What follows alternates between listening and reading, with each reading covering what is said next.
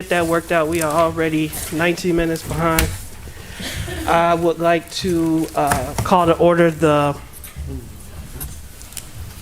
So Lucy can hear us. We cannot hear her. So we can get that worked out.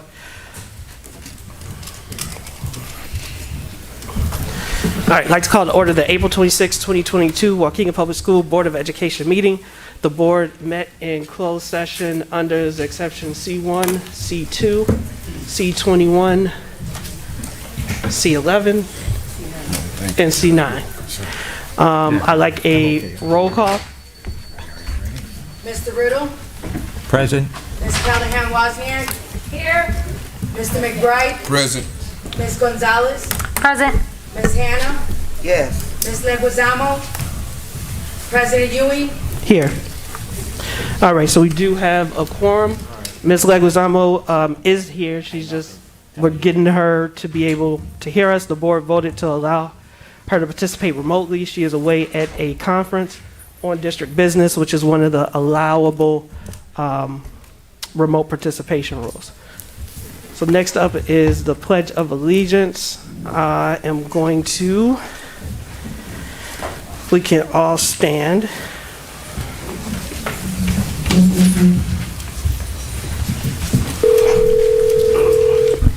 And I'm going to ask Ms. Rodriguez, I see you in the front, if you'd be so kind as to lead us. Thank you, Ms. Leguizamo. Lead us in Pledge of Allegiance. I pledge allegiance to the flag of the United States of America and to the republic for which it stands, one nation, under God, indivisible, with liberty and justice for all.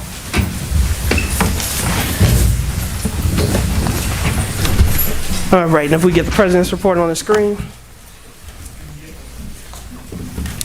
Nick, can you forward the president's report? Thank you. While we wait on that, I'll come back to the president's report for the sake of time. If we can continue with Spotlight on 60 at North Elementary.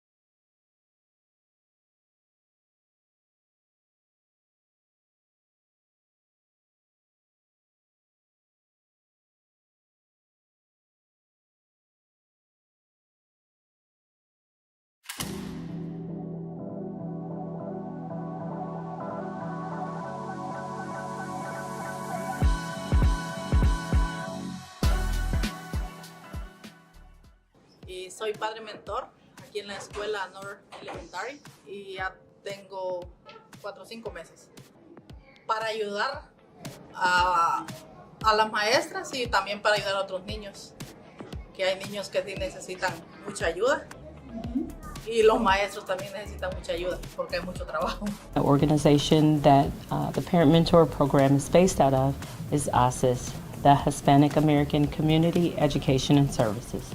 ASIS has been around since 2011, and it's a great organization. If the community needs services, it's not just for Hispanics, it's for all cultures.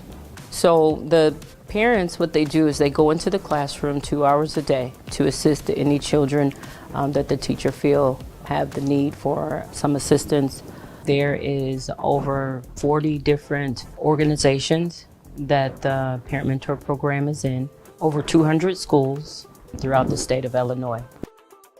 So at North, we came the 2021-2022 school year. We're at Glenwood and we're also at Carmen Buckner. Esta emoción es porque quiero ayudarle a mi nieta y saber cómo actúan en la escuela. Esa es la razón por la que entré a Padre Mentor. I started as a parent mentor as well. My experience, it was to be with my children and be part of their school as well. This is my 3rd school year as an organizer managing the program. This is the 2nd school district that I've been in, and it's going wonderful. I stayed with the program because I see how it helps children that are struggling. And it's just nice having that extra person, that extra hand to help you coordinate and keep students on task and refocused, as well as providing that one-on-one or small group instruction. The students like having that extra person in the classroom. They have benefited. They've improved their attention span. They've also improved their reading and their math skills. So hopefully I'll have another parent mentor next year as well. We hear from the parent mentor program to look for parents that would like to be part of our program to work with the children 2 hours a day, complete 8 hours a week with the needs of math and reading. Mothers or fathers to be able to lead the way for the children and fill those equity gaps that we have. Once you sign up, we give you an 8-hour initial training and an hour and a half of statewide meetings. We give them workshops twice a week, and when they complete 100 hours, we give them a stipend of $1,000. We also provide them with a certificate from the state of Illinois.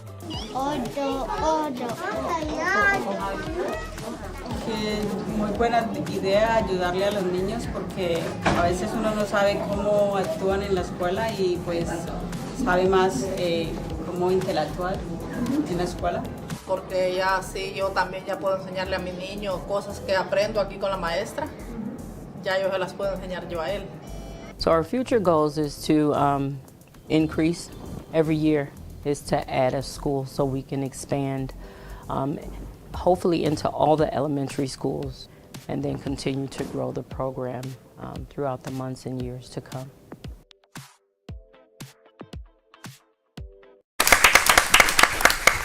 Good evening, Superintendent, board members, President Ewing, and community and faculty and staff and colleagues.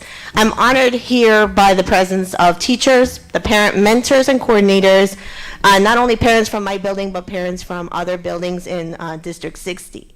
I know being in the district for almost 22 years, watching a video doesn't do any justice than having the real people here in person, teachers, parents, providing you with live information about how this program has impacted their classroom. One Saturday, Mrs. Patty sent an email about 6 a.m. I'm probably sure that's about her time for sending important emails. And she said, we have this opportunity, and knowing we were coming back from a pandemic where students were going to need some additional support, perhaps funding may be a little bit strict. I took upon this opportunity to partner with ASIS and sent out the applications to my teachers. They applied.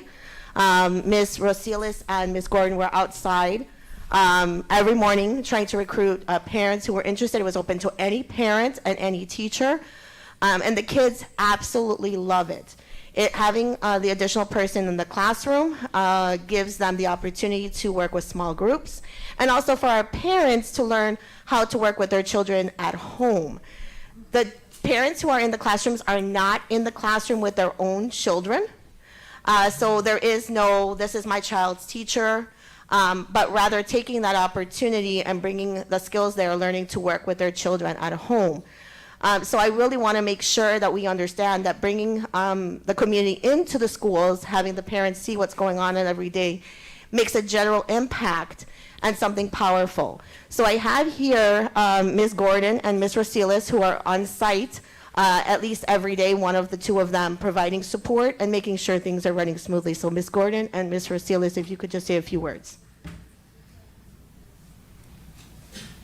Hello, my name is Sincere Gordon. I'm the organizer for the Parent Mentor Program. Currently, we've been in the Waukegan Public School District taking over for Opportunities for All, and everything has been going great. We're hoping to be in Glen Flora in the fall, so that's something, that's an additional school that we're working on. And then just going forward, we just hope to grow the program throughout all the elementary schools in Waukegan that need us. Yeah. Thank you. Wow.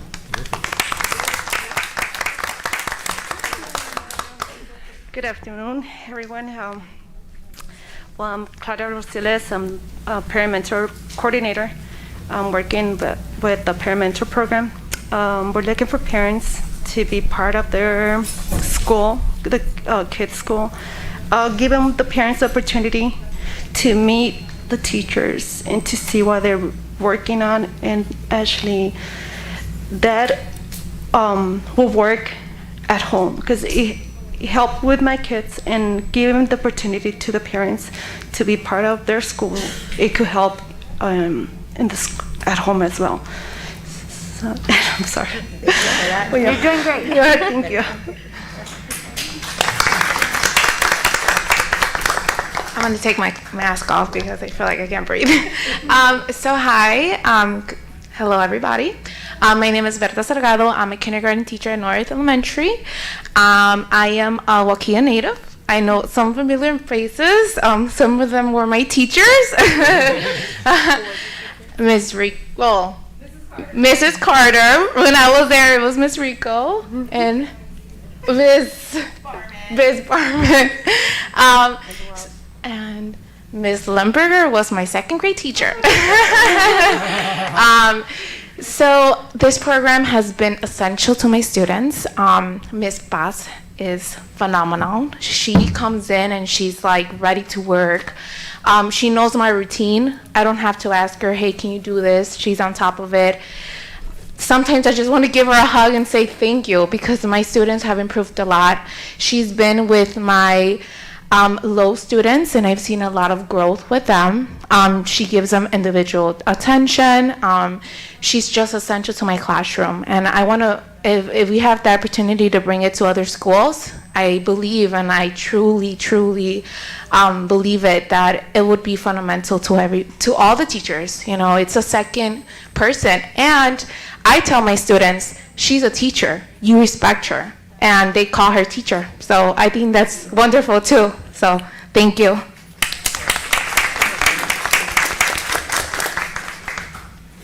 Hi, I'm Jenny Chang. I teach first grade at North Elementary.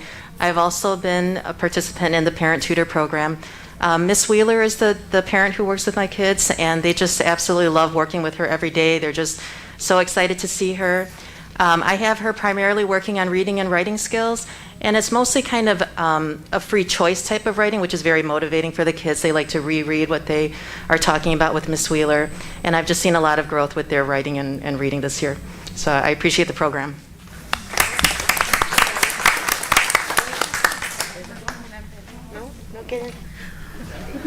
Okay, we have very shy parents. So I do want to thank the partnership with ASIS. I want to thank you for coming at a time when we needed you the most. And we look forward to that partnership again. And some of our parents actually now have been so involved in the school that they signed up to do paid lunch duty. And the kids don't know the difference between the parents and the teachers and the paras and the students. So we are one big community, and we really want to thank Ms. Gordon and Mr. Rasiles, who have adopted us. And now we are also branching those on to the school. Go ahead, Ms. Anna. I'd like to ask Ms. Gordon. Yes. How you doing? Good to see you. I'm glad that things are working out good. And for online, Ms. Hannah, can you talk into the mic? My question to you is, what are, I know about this program, okay, and we've talked, okay. What are some of the barriers, if you will, from people getting involved? What can the school district do to help you remove barriers to get more parents involved? Well, we just need more media, you know, more like flyers or more recognition, whether it be by the social media. I know social media is really big, but all avenues, whether it be on Remind, whether it be on Dojo, but we need to fill the equity gap, because this program is for Black and brown parents and students. And right now, it's a struggle to recruit our African American parents and retain them. We have a wide range of Latinos supporting the program, but when we get our African Americans to come, it's hard to retain them. So if we can just get the word out more, you know, to our community, even when we stand outside to recruit, we'll get them to come. We'll get them to train for about a week. We'll get them to stay for about a week or two, but then they're gone. And they leave because they need work. You know, a lot of them say they need work. You know, so the volunteer program, we've even increased the stipend from $500 to $1,000, and that still doesn't keep the retention. And so, you know, it's really a struggle, and our kids need to see our faces. Right. You know, they need to see, you know, both sides for support. Right. And so that's what we work on all the time. And we even get referrals from the other parents. Right. You know. And your program, it's mandated that the process that a parent volunteer has to go through. Yeah, the background check is not the issue. The background check has ran really smoothly this year with Miss Yvette. Mm-hmm. So I haven't had not one parent that applied be declined. Okay. So that has not been an issue this year. Okay. At all. And even they removed the barrier of having the COVID vaccination because that was a requirement in the beginning. Right. But then they said, you know what? When it passed through the government for the state of Illinois, they removed that barrier, and that went smooth as well. Okay. So the retention of having, you know, that divide is not because of those two issues. Okay. And how many schools are you at? Right now we're at Glenwood, North Elementary, and Carmen Buckner. And we just received word this week that we can set up something with Glenview and see if we can bring them aboard for the fall. Clearview? I'm sorry, Glen Flora. Did I say? I meant Glen Flora, I'm sorry. Glen Flora. Okay. Very Glen good. Flora. Very good. Yeah. Okay. Yes. Mr. McBride? I just want to say it's a joy to see you standing there Thank you. versus watching you walk down the hallways in high school. I know. This is my neck of the woods. I grew up in Waukegan. My elementary school, second grade, was North. That was my best school. Miss Nemi. You guys probably don't know her, but she was my best teacher. I went to Glen Flora. I went to North. I graduated from Waukegan West Campus. Yeah, so we was the Raiders. So it's good to be back, and it's good to be a part of the community. So thank you all for having the program and for having me and Ms. Claudia and all the beautiful parent mentors that that participate every day. Right. Yeah, so I want to thank the parents in Hassas as well as North Elementary School for our Spotlight on 60. This is done, and I'll keep saying it because I think it was a great idea, to showcase some of the things that are happening at our different elementary schools, middle schools, and high schools. So each meeting we will be taking a little time out to celebrate our successes because there is great work that's happening in Waukegan. And so I'm glad to see this program. I know all summer into the fall you guys were recruiting, and you're always on social media, and you are always looking for additional parents. Yes. And so I think Mr. Alajakis and our Director of Communications is in back, and so we heard that request based on Ms. Hannah's question, and anything that we can do to support, we will, and I'm glad to see the expansion. But we really do appreciate the parents who the program wouldn't work without them and their willingness to show up and be there to support our students. So thank you. Thank you.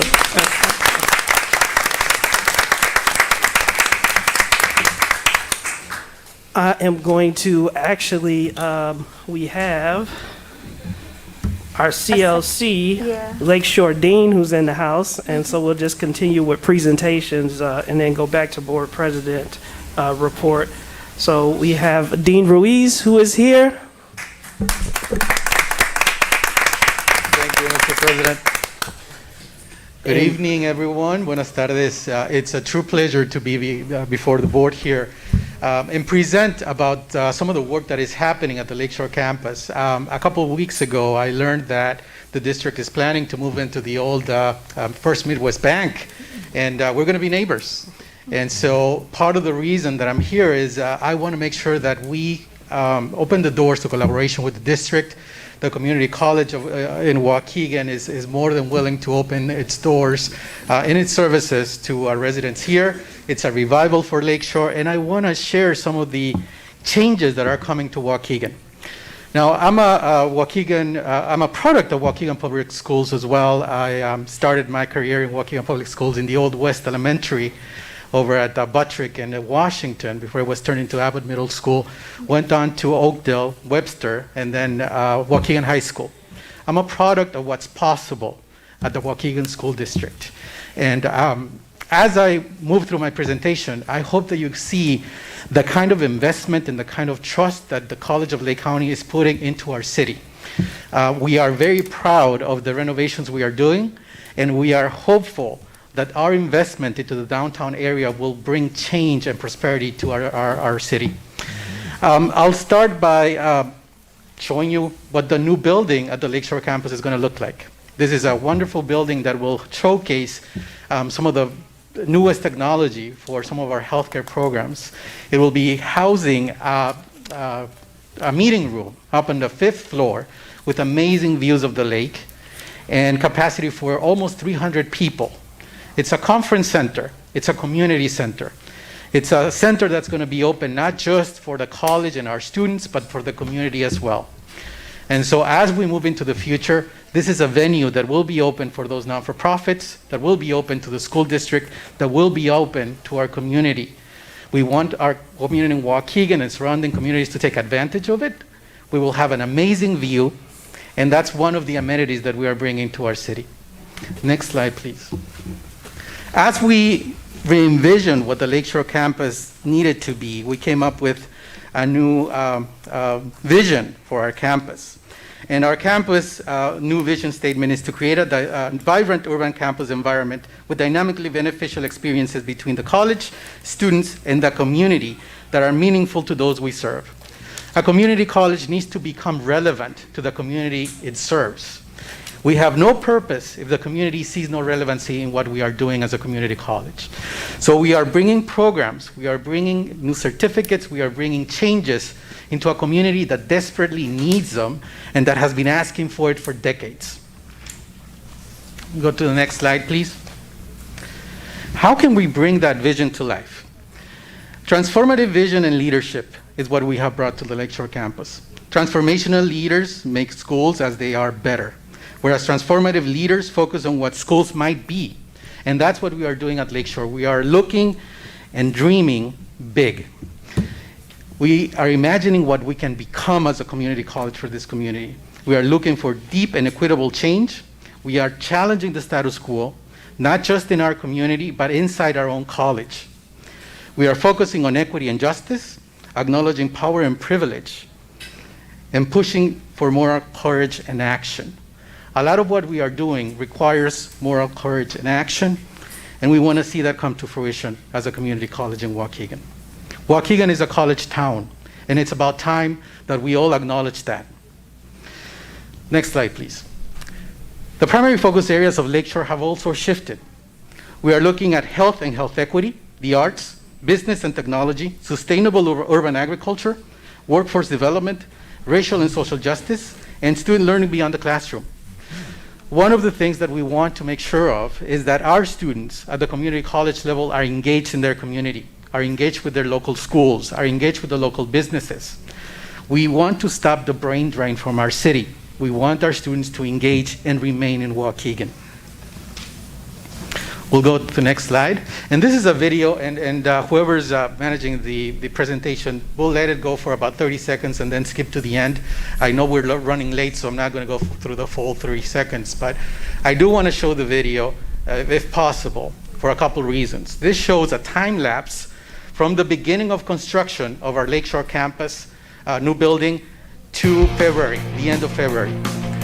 The reason I'm showing you part of this is because as I showed this to my students, I asked them how did they feel to see this.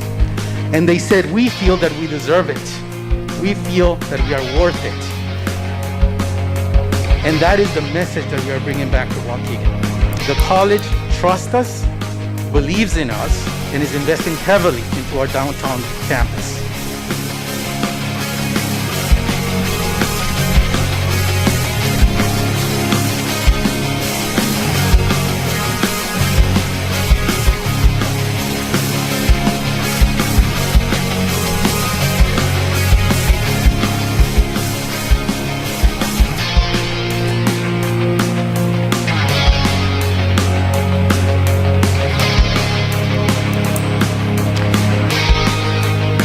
We can fast forward towards the end.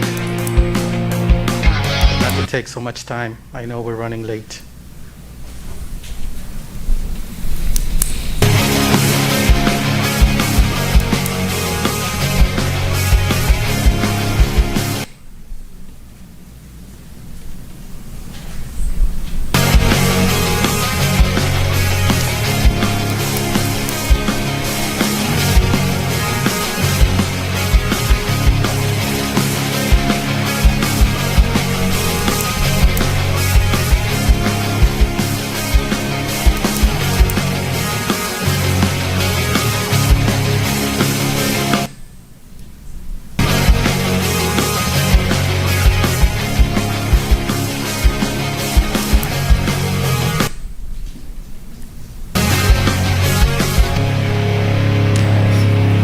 Thank you. I'll give you a quick update on the status of the building.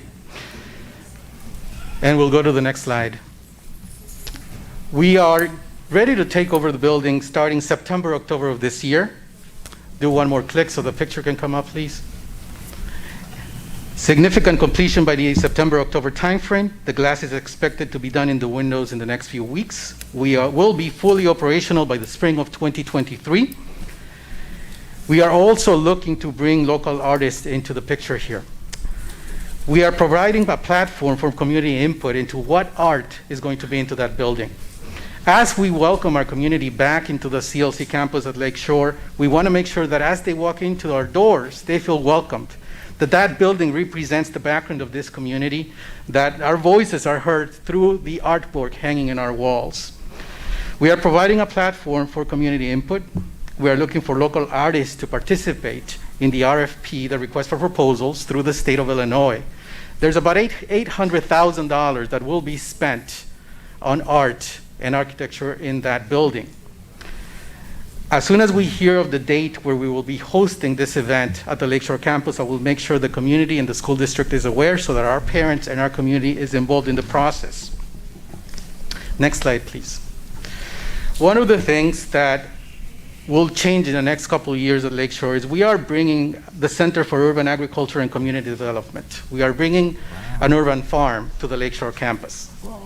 Now, located at the Lakeshore campus, the farm modeled the Chicago Botanical Gardens Farm on Ogden. Some of you may be familiar with it, but it's an urban farm that grows thousands and thousands of pounds of food a year.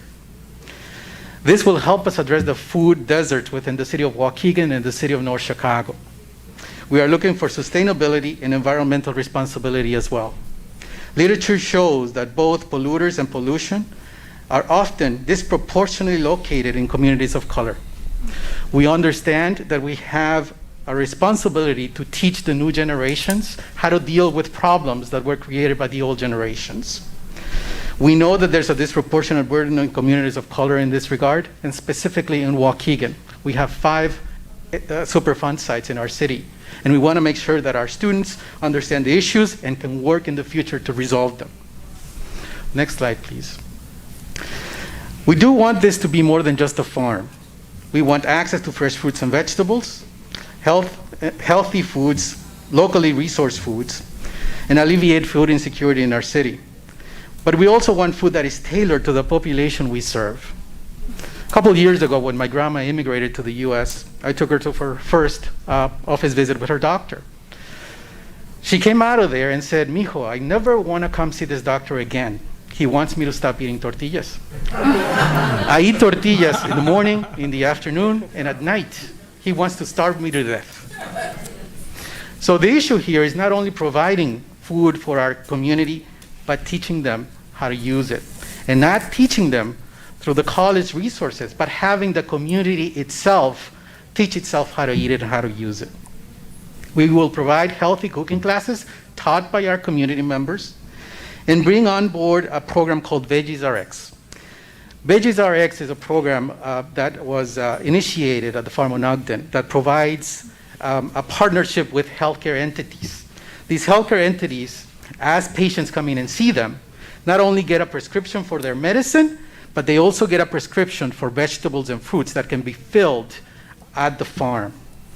Now, the data that has been gathered over the last couple of years on this program show us that diabetes and heart disease come down by just having access to fresh fruits and vegetables.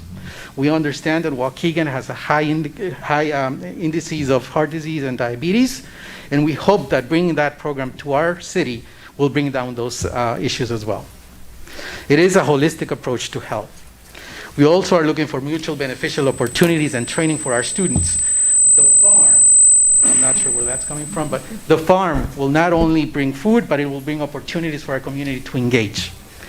We want to create a farmer's market that will bring products to our community, a bakery and a coffee shop, and the Eleanor Murky Community Center, the name of our 5th floor in that new building, will create opportunities for our students to become the AV technicians, to become the marketing specialists, to become the horticulturists, hospitality, security.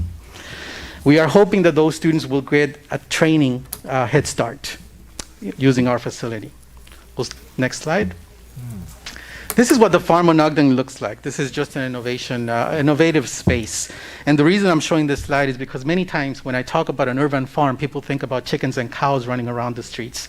That is not the case. This is a modern facility, and that is what we are trying to bring to Waukegan, right on Sharon Road and Madison Street. Next. To help in the construction of this farm, we are renovating 3 buildings that have been abandoned in our city for decades. The Illinois Bell building to your right, it's a beautiful building, a brick facade. We are looking to create a retail space for the food in the first floor, a teaching kitchen in the 2nd floor, and a classroom space on the 3rd floor. The middle building, we would have cold storage that will not only serve the farm, but will serve the local gardeners in our community. And this is an important point. We understand that our city has plenty of gardening happening, not only in our local schools, but in the backyards of our residents. One of the issues that we heard that our residents had was bringing that food to market and having it spoiled during the summer because they couldn't sell it or couldn't do much with it.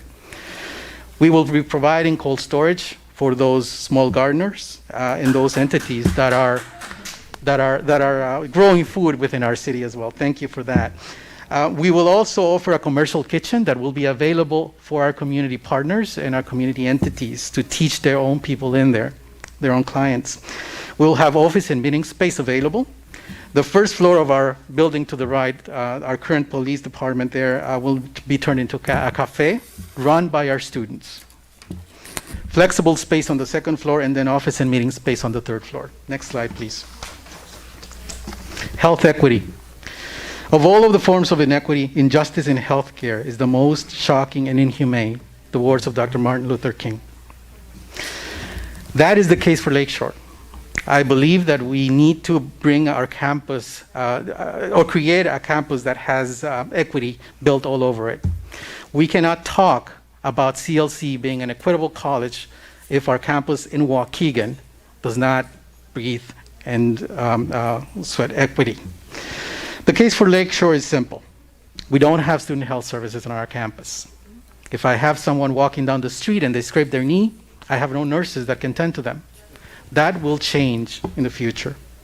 We are looking not only to serve our students, our faculty, and our staff, but in the very near future, begin serving our community as a full-blown school-based community health clinic. Next slide, please.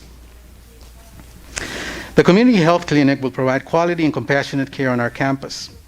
We have the location with plenty of transportation opportunities, not only with the Pace bus stop across the street, but with Metra half a block away. We will be working to support our pre-health students as well.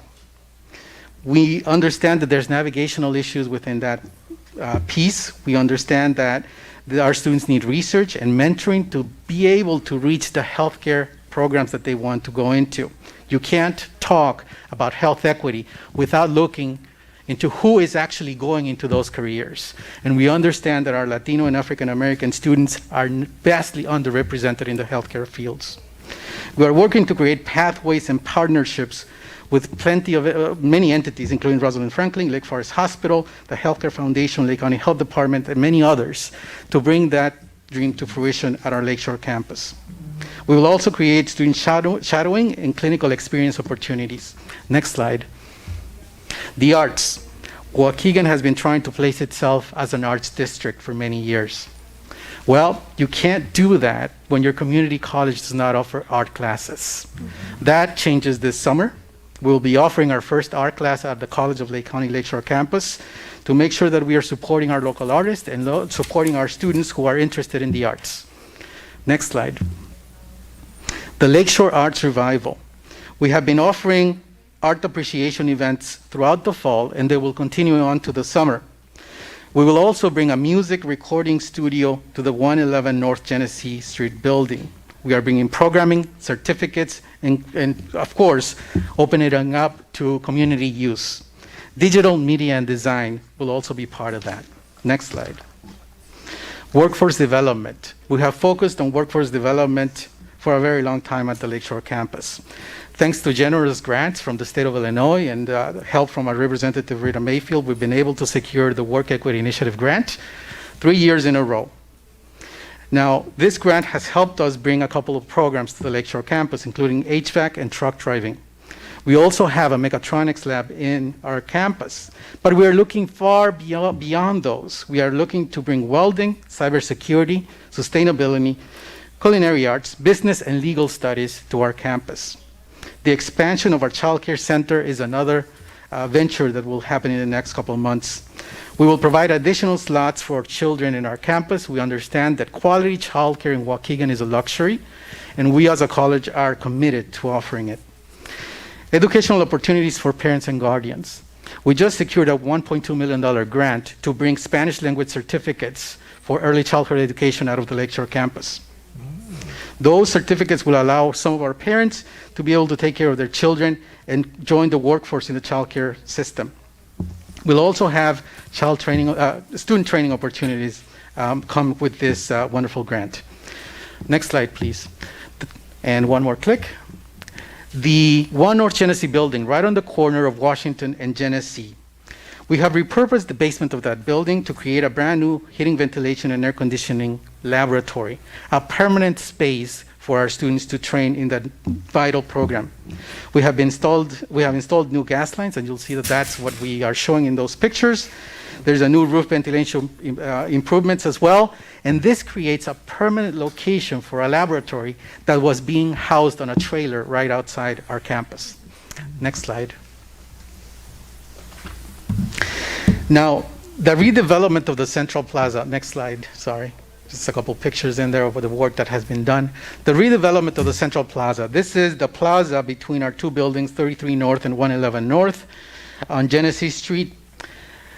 This plaza will provide street-level access to many amenities here. We're talking about a dental hygiene clinic that is already in that location providing healthcare, dental healthcare or dental care to our community for $15. It's offering also free dental care to our students, faculty, and staff.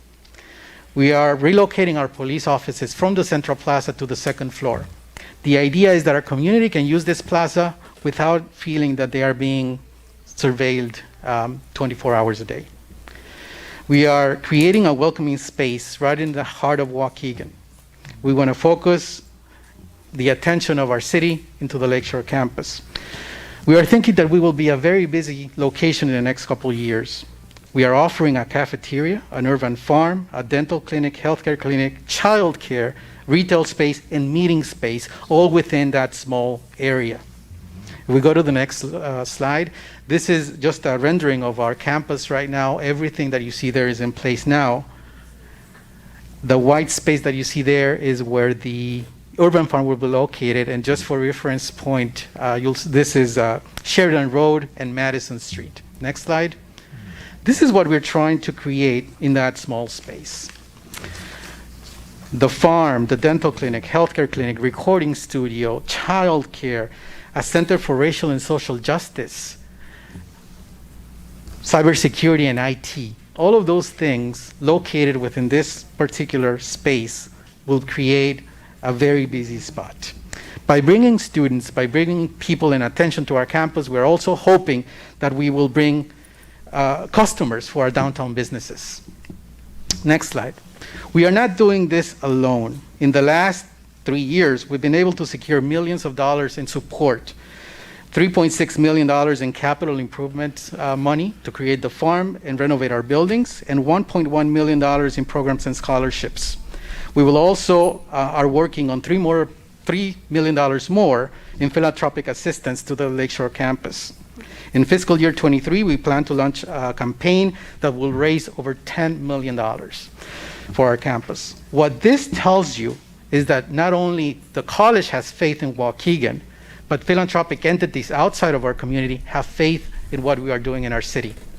I hope that in the future, as we continue to develop plans, not only for the college, but for the district, we can work hand in hand to make our community a better place.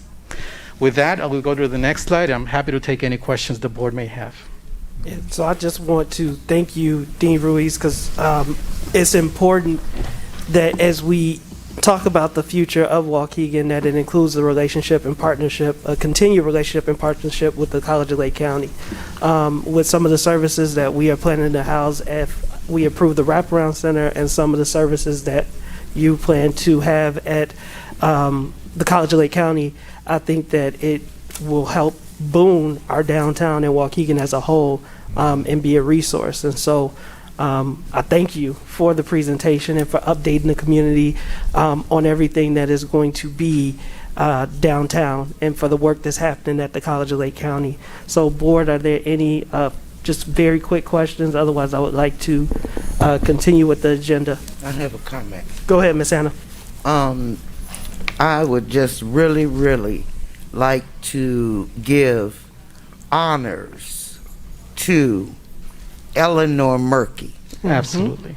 Eleanor Murky was the one that brought that Lakeshore campus to Waukegan, downtown Waukegan, for the residents here in Waukegan for education, instead of them having to go way out to Grays Lake.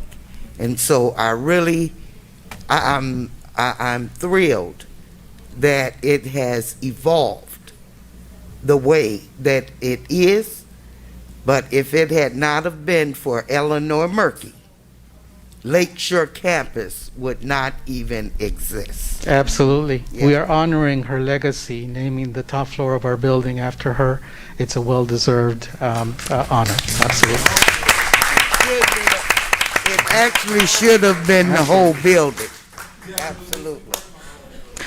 Yeah. Thank you so much. If there are any other questions or comments. Ms. Gonzalez. The final one, because I've been trying to drag you guys to be together. So I thank you, Dean Ruiz, for being here. I just, as an action item, I want the superintendent, Mr. Moten.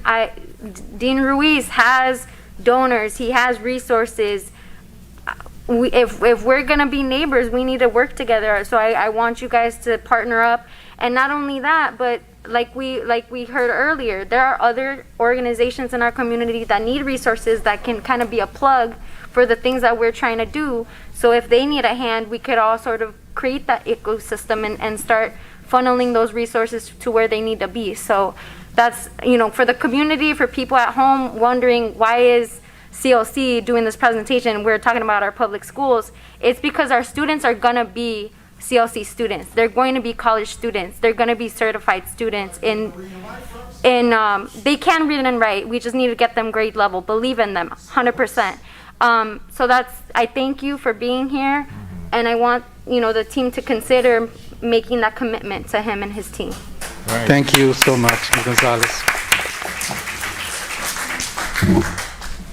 I'd just like to say, if I could, real fast, too. Go ahead, Mr. Riddle. I mean, I worked with the College of Lake County, taught out there for 8 years, and their campuses, both the South Shore and the main campus, just have, they just do so much out there, and I'm finally just seeing the equity. I've been so anxious for this to happen. I retired from out there, and it still hadn't happened, and the planning has been in the process. Thank you so much for leading it now, and it's really looking very exciting. And certainly I believe so strongly, and we all do on the board, that education opens doors, it opens opportunities, and now that's going to become available for our students in Waukegan. So thank you so much, and thank you for continuing to lead this effort. Look forward to collaborating. Thank you, Mr. Reyes. Thank you, Dean Reese. And because of the time, I am going to hold my president's report. I'm going to go back to it, but I want to keep moving. We have approval of minutes. I'm going to ask that we take these items together if no board members object.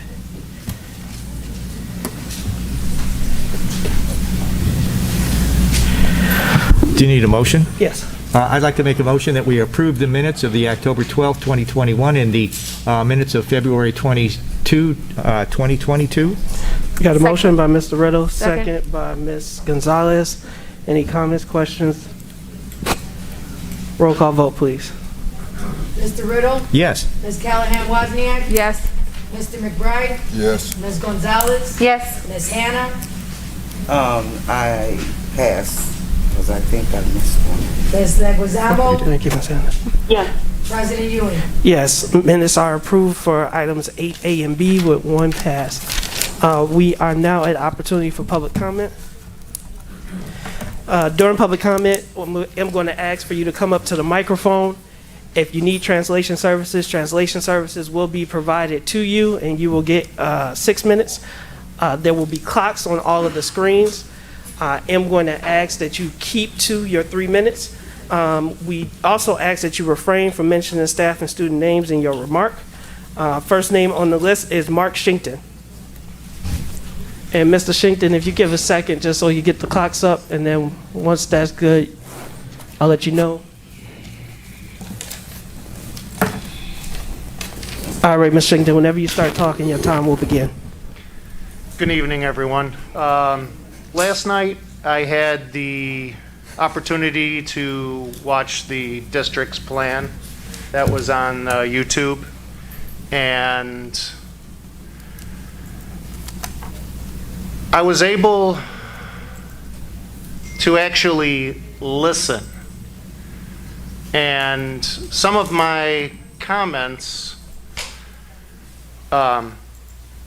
wonderful plan, but as I've always tried to advocate for other students, these are my observations.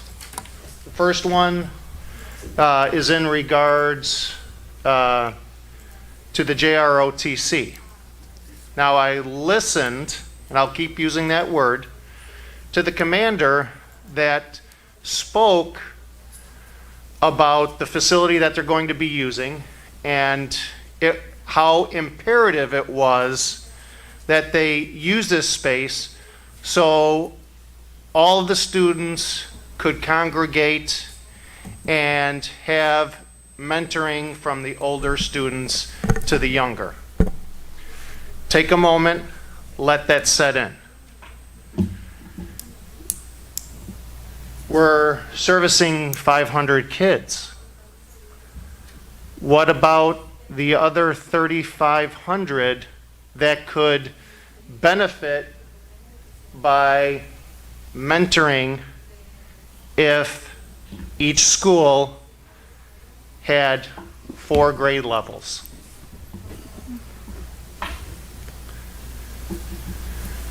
Second comment is in regards to the BEST program. So I understand the need to do this. My personal feeling is I think it should be held back for a little while, only for the particular reason is that the DL department is falling short with the kids that we're already servicing. Now we're looking to bring possibly at risk. Can we actually provide that service for those students in the way that those students deserve? Thank you, Mr. Schenker. All right. Chet.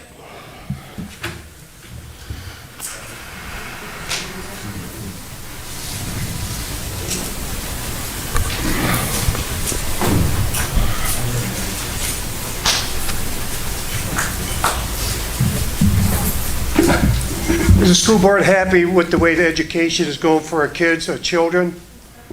I mean, about 6 years ago, the children were learning a little bit, but in the past 6 years, the kids have fallen behind. So what's going on with the education for the kids? You want to be on the school board, you're supposed to provide stuff for the children to make them learn, but you guys have not done that. Plus, you want to give the superintendent a raise. She's got a D. She's rated D in the state.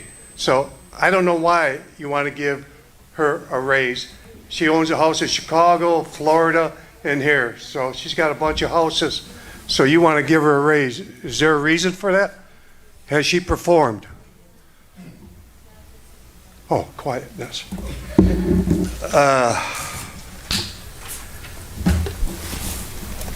Out of 673 schools, we are ranked 438. So, I mean, we're not doing anything for the children. They're not reading compared to what 6, 7 years ago. So there's got to be a clue or an answer. And about the bank, what does the bank have to do with academics? Nothing. You spend $15 million on the bank, and you're not going to do anything with the children. Come on. Yeah, $15 million. For the, whatever you wanted for the superintendent, she took it off. $50,000 worth of taxes gone. So I don't know what you can do, how you can improve the children. So that's about it. Is my time up yet? Oh no, I got a minute.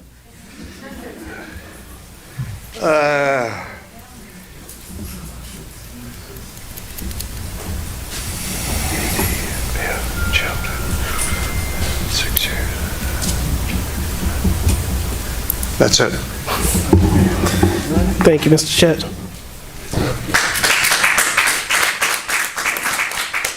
Ray Vukovic. And whenever you start talking, your time will start, Mr. Vukovic. Thank you. I'm glad to see you passed a couple of sets of minutes. I brought that up at the last meeting. So this is the first time since October of last year that any minutes have been passed.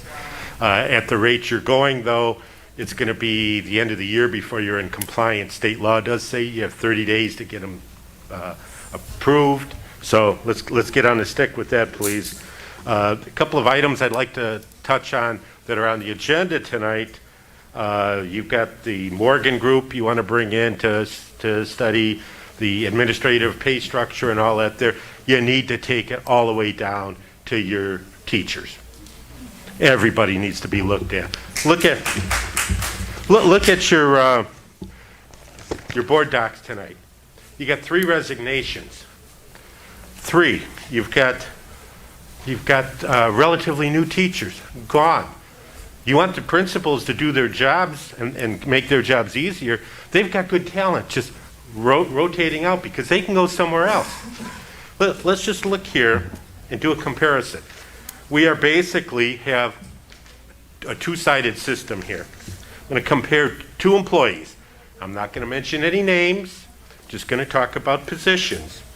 You've got one individual that was hired in August of 18 as a middle school counselor, is resigning tonight. A salary of $47,800. Now, out of that, that teacher has to pay 10% to the teacher's retirement system and Medicare. On the other hand, you have employee B, was hired in July of 2016 at a current salary of $318,000. That is the superintendent. The teacher's retirement and the Medicare, like the teacher is not paid by the teacher, the superintendent is paid for by the taxpayers. So that's over $31,000 in addition to the $318,000. That teacher has to either own a car or take an Uber to and from work every day. Superintendent gets $7,800 in a car allowance. The teacher has the opportunity to sign up for a 401, 403, a 401k if they can afford to put anything in there. Superintendent has $20,000 to $30,000 put in every year by the Board of Education, the taxpayers. Then, of course, now tonight you're looking at another $20,000. You're never going to keep teachers if you keep taking care of the top, and yet the foundation is how a house is built. You start at the bottom, but you're going to put a big gold-plated roof on top. It's going to all crash down, and it's coming.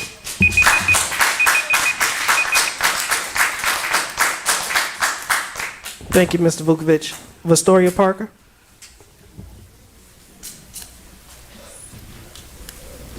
And whenever you start talking, Ms. Parker, your time will start. Okay, sorry.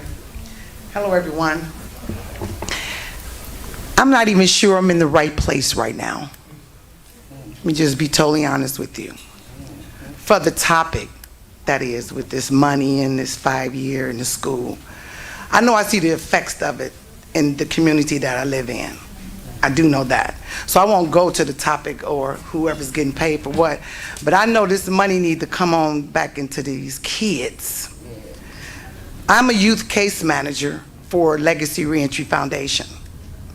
And I'm very passionate about my job, and I'm very sure everyone here is too, whatever their positions are. It is terrible to go on the social media platform that we all read and see fights in Waukegan High School. It's terrifying. It's fighting in the school, it's shooting in the street all day long. So as a youth case manager for Legacy Reentry Foundation, I'm letting you know I am open, and my boss, George Moore, Regina Moore, both are open to collaborating. We work with youth from 13 to 24, getting them acclimated from coming out of corrections back into society. I want to stop the kids from going into corrections because it's hard to get up out of there. Once you go in, it's hard to build yourself back up once you come out. I'm also an impacted individual. I've spent time incarcerated from the ground up, right? Something needs to change. I don't know, maybe that $200, maybe that can go on into some crime prevention. Violence prevention, we do it all. Wraparound service, jobs, skill sets, I do it all. I'm a mentor. I just want to help. And I think we need more of that.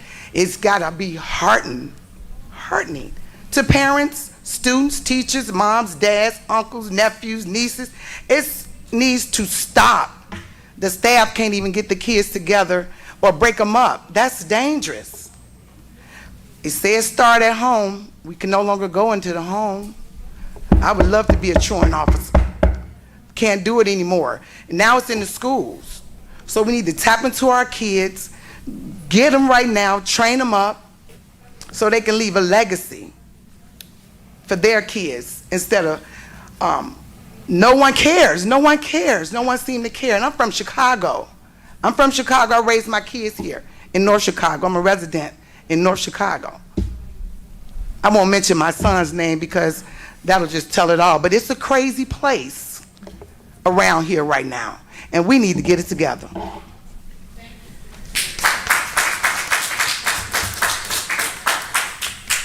Thank you, Ms. Parker.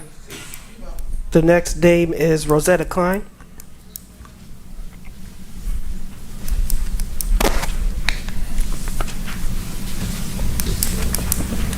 All right, whenever you start speaking, your time will start.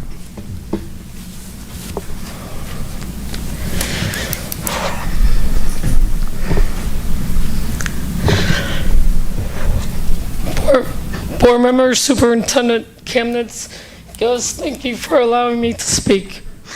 My name's Rosetta Klein, and I grew up in Waukegan and attended the Waukegan School District. I have a lot of passion for this community. I have 20 years in the district, and Ms. Palencia is the third superintendent I have worked under. I work for the outreach department under the direction of, I can't state her name. The superintendent had a vision and went to the most capable person to get the job done. What do we know about the director of outreach? You give her a vision, and she's going to find every way to make it happen. When people hear the name, the director of outreach, what words come to your mind? There are so many that comes to mind. Compassion, hardworking, Christian, loving, caring, life-changing, students, hope, and there's so many more. Since I've worked for this district, I've watched this person work her way up. Nothing has ever been handed to her. She's worked her way up to where she is today. I believe it's because she's hardworking, she has a great morals, and she has an excellent work ethics. When you hear her name, I'm sorry. The director of outreach is a person who took the vision from the superintendent and moved with it. She meets with the outreach department and uses the team with their talents and resources, and was making a difference in the lives of students, parents, and staff. She is the light of the outreach department. The director of outreach never makes you feel less of. She does not treat you like a number. She treats you as she sees you, as a valuable student, parent, and employee, and helps you see those values in yourself. She never speaks negatively about people.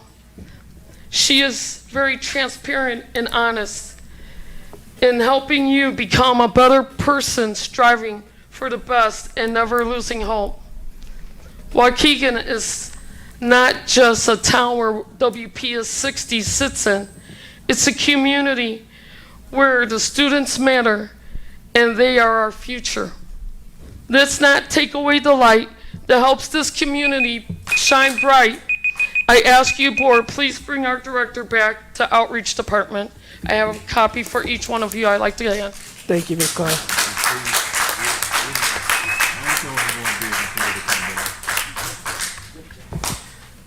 Thank you, Ms. Klein. Thank you so much. Next name on the list is Wygina Briscoe. Thank you.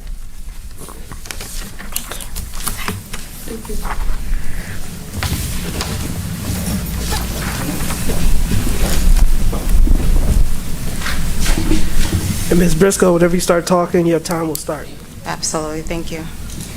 I made some notes here just in case some topics that I want to talk about. When I first came to this board about 3 years ago, I came as the founder of WEC, which is Women Empowered to Educate the Community. And my focus then and my focus now still is on the African American students here within this district. I still feel that our African American students are not getting the just that they're due. As a result of that, I signed up to be a substitute teacher. I started volunteering at the schools because I wanted to see firsthand kind of like what's happening with our African American students here in this district. What I found, I'm still very focused on our students because I still feel like they're not getting the just that they're due. But what I found is that our teachers, our paraprofessionals, our safety people are not getting the support that they need within this district. In volunteering there, in subbing there, and I actually go to different schools, and as teachers come out, I talk to them about what's happening in the district. And what I found is it's alarming with what's happening in the district for our teachers, our paraprofessionals, and our safety. When I come to the board meetings, and the district is doing a lot. They are. I mean, I come here, I listen, the district is doing a lot. But for some reason, it's not been filtered down. And when I talk to the teachers, the curriculum mapping they support. However, it's a lot of holes in that. It needs to be looked at. Something else needs to happen with the curriculum mapping. And, you know, when I talk to some teachers, some of them are going to retire. They're just tired. And so this is the reason why I also volunteer, because I go in to help. And I try to help in the schools where I can help. I'm not doing it for the money. The little money the subs make, I'm coming from corporate. This is nothing for me. I do it because I'm passionate about our children, and I'm passionate about the teachers that are out there. And when I go in and see them, they need help. Quickly, before my time is up, there's it's called COPE, Cost of Poverty Experience. It's a think tank. I really would like for this school to look into that. The Gurney School District did it, and they had all teachers go through it. It is to help our teachers work with kids who are coming from poverty environments, and it helps them educate with the children, it helps them support the children, and it helps them have some sort of empathy for our kids here within this district. Thank you. Thank you, Ms. Briscoe. Christine Lindsay.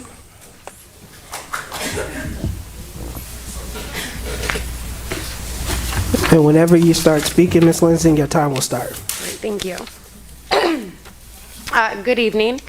I've been looking at the ISB report cards for our district back to 2015, excluding 2020 to 2022 because of the pandemic. And the data's not good at all.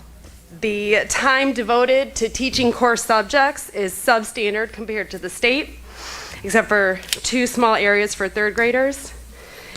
Since she's been in our district as superintendent, scores have gone down.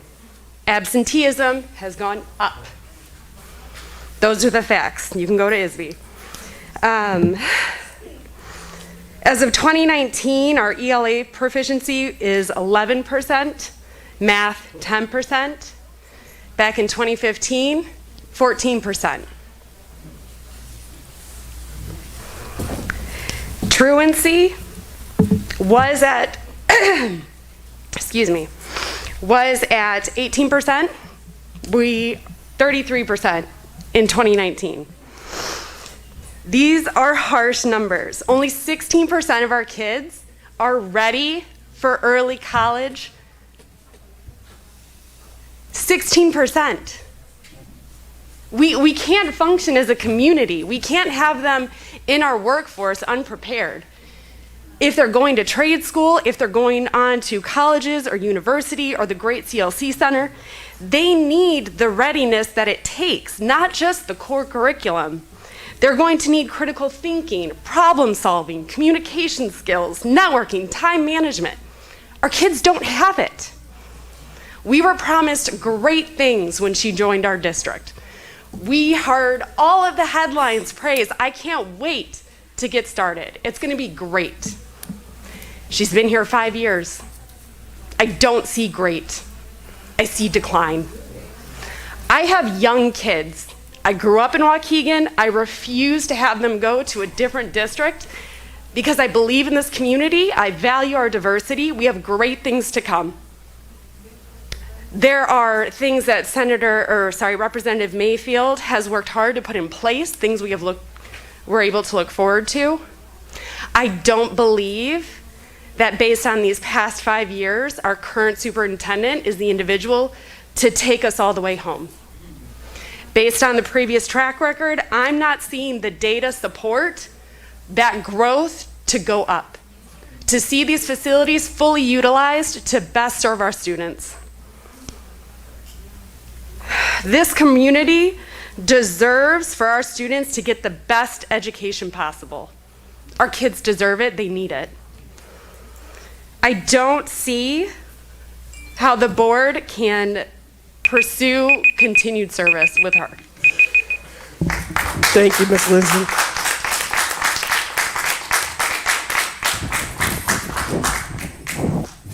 Janina Lightfoot.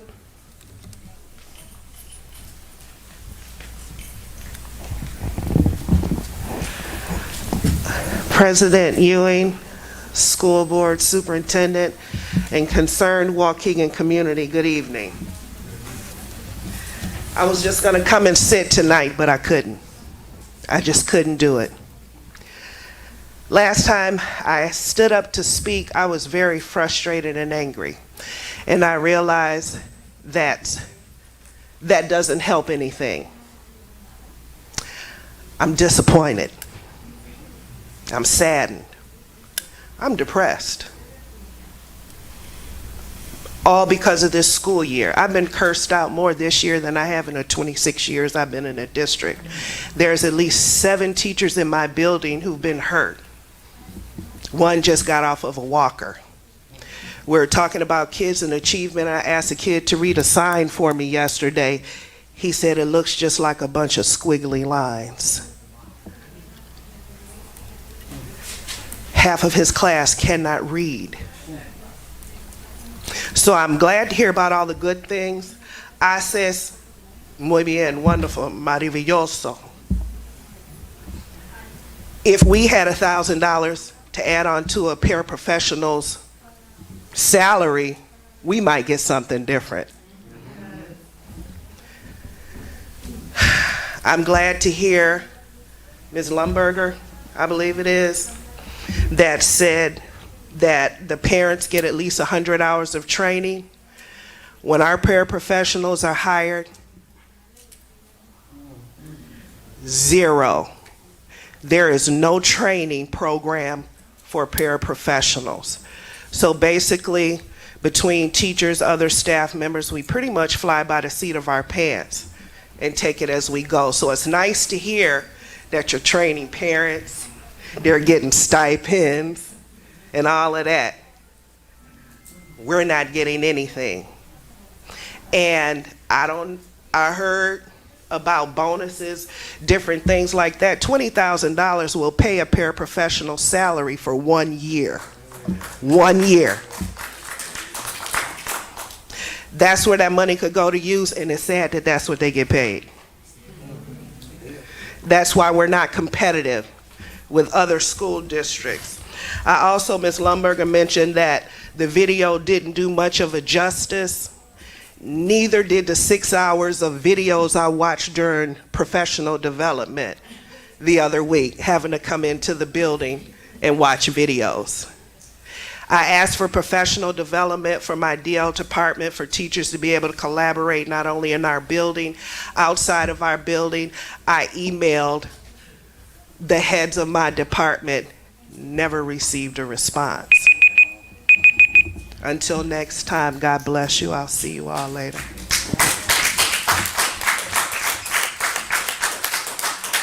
Thank you, Ms. Lightfoot.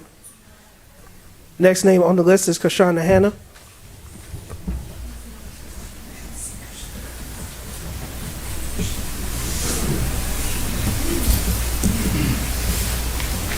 Ms. Hanna, whenever you're ready, your time will start. Good afternoon, everybody. My name is Kershana Hanna. Like I did the last time, I want to state that I am here as a concerned community member of Waukegan. My views and my opinions are my own and not that of Anita Hanna. I come just asking simple questions to the board members. What is it that you guys are seeing that the community is not seeing? Make it make sense. If the students are not learning, because in my opinion, the school district they have two responsibilities: to keep students safe and to educate them.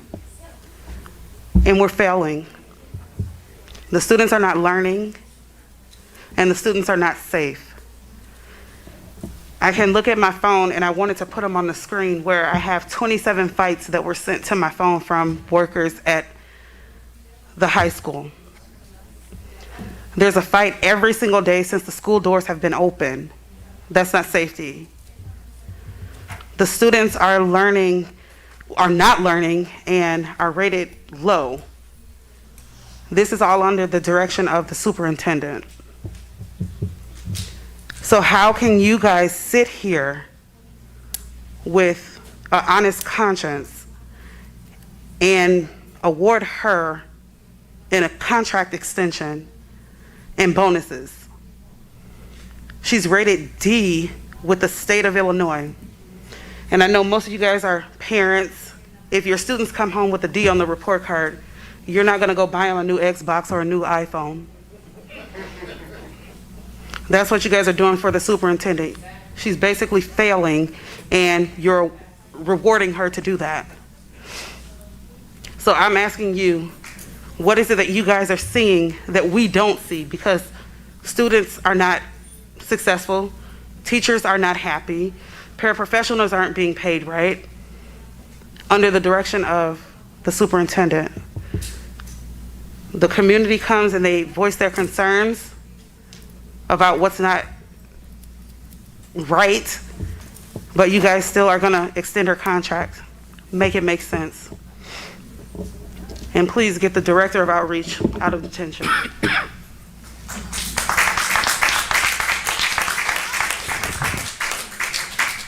Thank you, Ms. Hannah. Next name on the list is Margaret Carrasco. Ms. Carrasco, whenever you start talking, your time will begin. Good evening. On your agenda, item number 9, it says opportunity for public comment. The last board meeting, you paraded around here administrators that just praise the superintendent. Well, what else are they going to say? Their job, right? Okay. We don't buy it. Okay. And I don't think that the public, it's right that we have to sit here for 2 hours before we have the opportunity just because some politicians were here and you wanted to paint it a pretty picture, okay? It's not their time, it's our time. Next. Brandon, you are an African American male. I think it is appalling and disrespectful how you treat the only female African American on the school board. You intentionally exclude her. When they did the presentation, she didn't even know about it. That's a slap on her face. How dare you? You should be ashamed of yourself. Next, I had spoken about how under our superintendent Placencia is the #1 for targeting highly educated African American women. I mean, it's like a target on her head, man. She wants to get rid of you, okay? But then meanwhile, we say about role models, you know, cut the crap. We know what's going on. And we know the reason why you get rid of them. I won't even get into that right now. But I'm going to take it a step further, okay?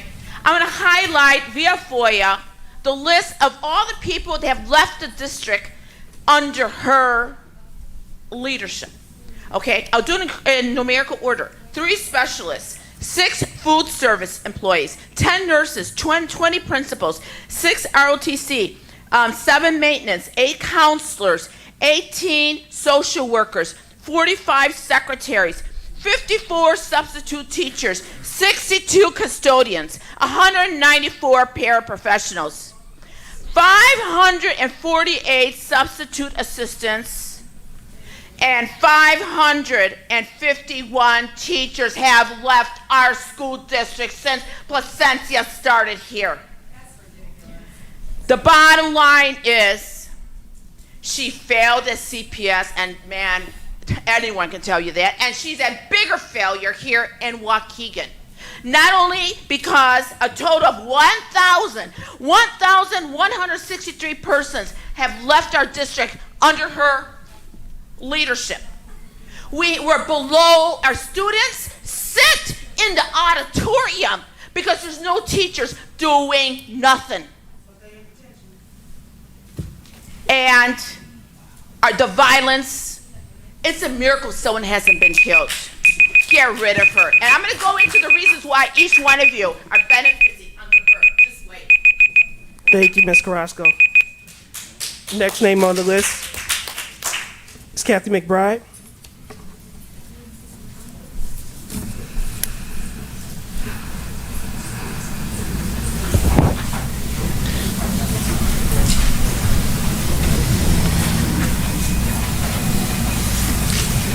Good evening, board members. Good evening, parents. Good evening, teachers. Good evening, students. Good evening, the community of Waukegan. Since 2016, Waukegan schools has been on a decline. Please explain to me again why the superintendent's salary is so high with the failing school system. A few photo opportunities is not due the same salary as the teachers that are actually in the trenches. With all of the violence and complaints that I have received, why doesn't her pay reflect what she does, which is absolutely nothing? This is a list of 25 juvenile criminal offenses. If you put this list on the outside of each and every school and you let them know before they come into the building, if you violate any of these, you will go to jail, students and parents. We do not want to put the police into our schools, but our children are not learning because they're being distracted and because they are not safe. Every student almost in Waukegan schools, it's unfortunate that they could qualify for PTSD just for going to school. It's ridiculous. At 40,000 minors that go into our U.S. prison system every day, with 3,000 of those students every day, 3,000 of them are going to prison for life. There's no excuse for this. If you implement education with consequences, teach these kids juvenile criminal law. If you're not and you're paying your superintendent over $300,000, you're stealing from this community and you should be ashamed of yourself. Yes. Period. I'm sorry, y'all, because these are my kids. I still have relatives, friends, and loved ones that are in Waukegan schools. I have friends that they're upset because their kids are getting ready to graduate, but just like someone said before, they can't read. When you have less than 1% of a school body that is proficient in reading, it is shameful.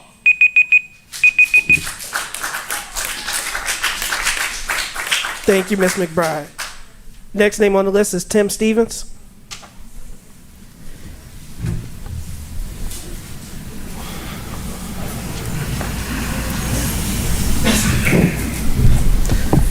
Whenever you start speaking, Mr. Stevens, your time will begin. Okay, thank you. Good evening, board and community members. Tonight I speak to you in the capacity of Secretary Treasurer and member of the Waukegan Teachers Council. As you consider and vote upon bonuses for administrators this evening, I urge you to take into account the teachers, nurses, social workers, and counselors in Waukegan who have been and continue to be on the front line during the COVID-19 pandemic. I contend that their tireless work, unwavering patience, and bravery in the face of uncertainty and danger have largely gone unrecognized. We have literally put our lives on the line for our students and for this district. There is no denying that effective administrators can make a huge impact on schools and on school districts. I in no way intend to diminish the work of competent administrators in this district. However, I find it highly disappointing to recognize and award administrators in the district with bonuses while ignoring the hard work of the teachers who are the true faces behind any district success. I have seen no proposal to date to give bonuses to all teachers in the district. I have seen no proposal to give additional sick or personal days to the 10-month employees in this district. However, you are willing to give monetary bonuses to certain administrators. You've given raises to external subs, but no consideration to internal subs, which keep these buildings open on a daily basis. I put to you that no administrator can be successful without dedicated teachers behind him or her. No superintendent can meet goals or performance criteria without the bravery and sacrifice of educators. We currently have nurses in every building who have literally put the health and the health of their families in jeopardy to serve the medical needs of our students. We have counselors and social workers who have neglected their own mental health to attend to the social and emotional needs of students, many of whom were without human contact for more than a year and a half. And we have teachers who, despite other public offices being closed, came back to school to make sure that their students learned. Many of these heroes did come down with COVID, and they came back. Some of them got COVID twice, and still they come back. We come back because we love our students and we want the best for them. However, administrators were awarded extra days off, and there are still union employees who are out of sick days because they are awaiting reimbursement on their promised and state-required COVID leave days. Therefore, if the board would like to monetarily recognize the hard work and achievements of successful administrators, the board should be inclusive of all the people who made these achievements possible. Keep in mind that while you award bonuses of tens of thousands of dollars, that there are still teachers, counselors, nurses, and social workers who are still paid well below the average salary of their Lake County counterparts. Any success in this district is because of your dedicated union employees. Where is the board proposal for our bonuses? Where is the board proposal for our extra days off? I urge you to consider recognizing all employees who have made success possible within our district. To all teachers, nurses, social workers, and counselors in the district, but especially those in McCall and Clark, we see you and we praise you.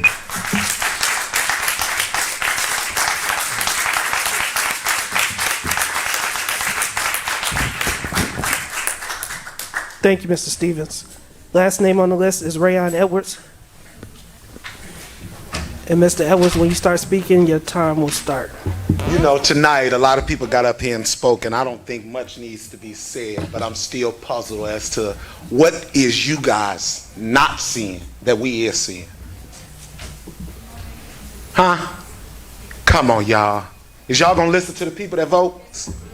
Because they talking right now. Y'all talk about data all the time. She just slapped y'all ass with some data, some real data. Can we dispute that? I made some comments today on social media, and some took offense to it because it may appear as if I was accusing some of taking money. That's not my intent, but I'm starting to wonder because there's a lot going on. A D is below average. I got whooped when I got home with a D. Why we not whooping her? She made a promise when y'all gave administrators days off. You too, board president. You said to her to come back to you with a proposal to give these staff some. We months later, still ain't happened. But we finna give her 5 years. The average contract for a superintendent, what, 1, 2, 3 being max? We giving her 5? We've made her a millionaire already. We've reimbursed her every year since she's been here for a PhD that she ain't got. Well, give me some. I'm going for my PhD. Pay me. We got the McCall principal here tonight. Congratulations to you, dear. 2 years ago, you was awarded a blue ribbon. But 2 years later, we want to acknowledge you today in front of the community. We should have acknowledged you 2 years ago, honey. You deserve that. You earned that. And you did that before Teresa Placencia came here. Progress. Thank you for all your hard work, for all your dedication. Thank you for not quitting on us when it was hard. Thank you for fighting for our babies. I wish I could say that to the board. I'm disappointed tonight. We acknowledging Clark School tonight. When we acknowledge Clark School, congratulations on what you did. But let's make sure we remember that is the smallest school in the district. Let's make sure we remember there's no special education in that school. See, when we tell the public something, we got to be honest. We got to give them everything. Because when we expect them to make a decision with half truth, we take away their options. And that's not fair. We elected you, board, to speak on our behalf. And y'all ain't said nothing in 5 years for us. 5. When we done getting her rich, she going to Florida. Ain't nothing coming to Waukegan, baby. Our kids are still hurting. And while COVID was going on, while we was wondering how our kids was going to get back in school and how things was going to be, she was in Florida in the heat. And I know because I spoke to her. I got messages, emails, proof. Thank you, Mr. Edwards.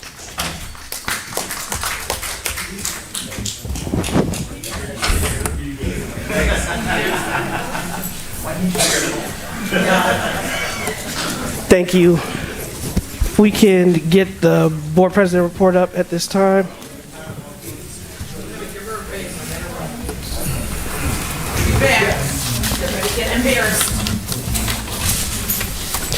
So our mission and vision is there on the screen.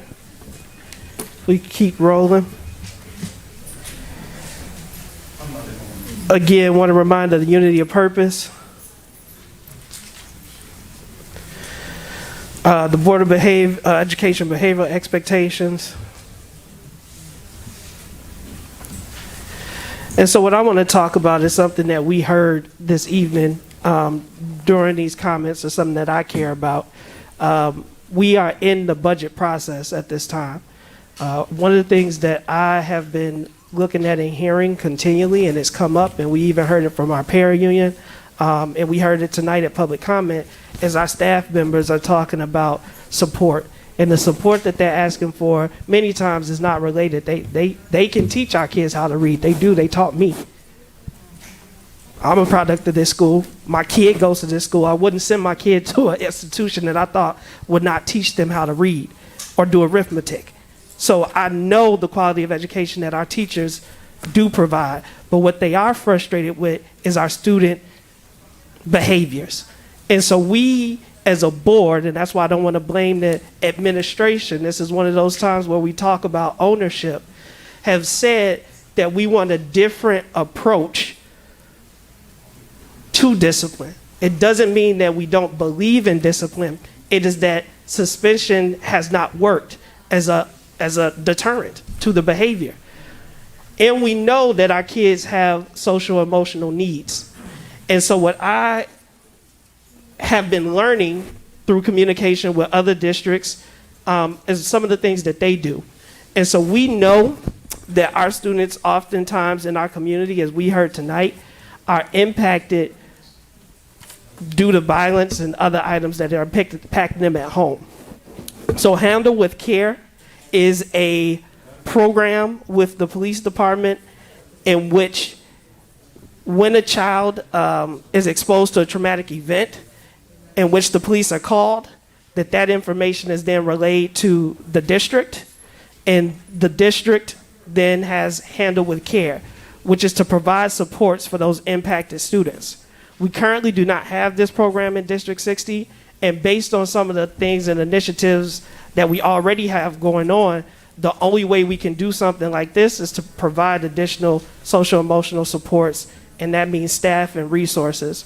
So I did want to mention that this is the Handle with Care program.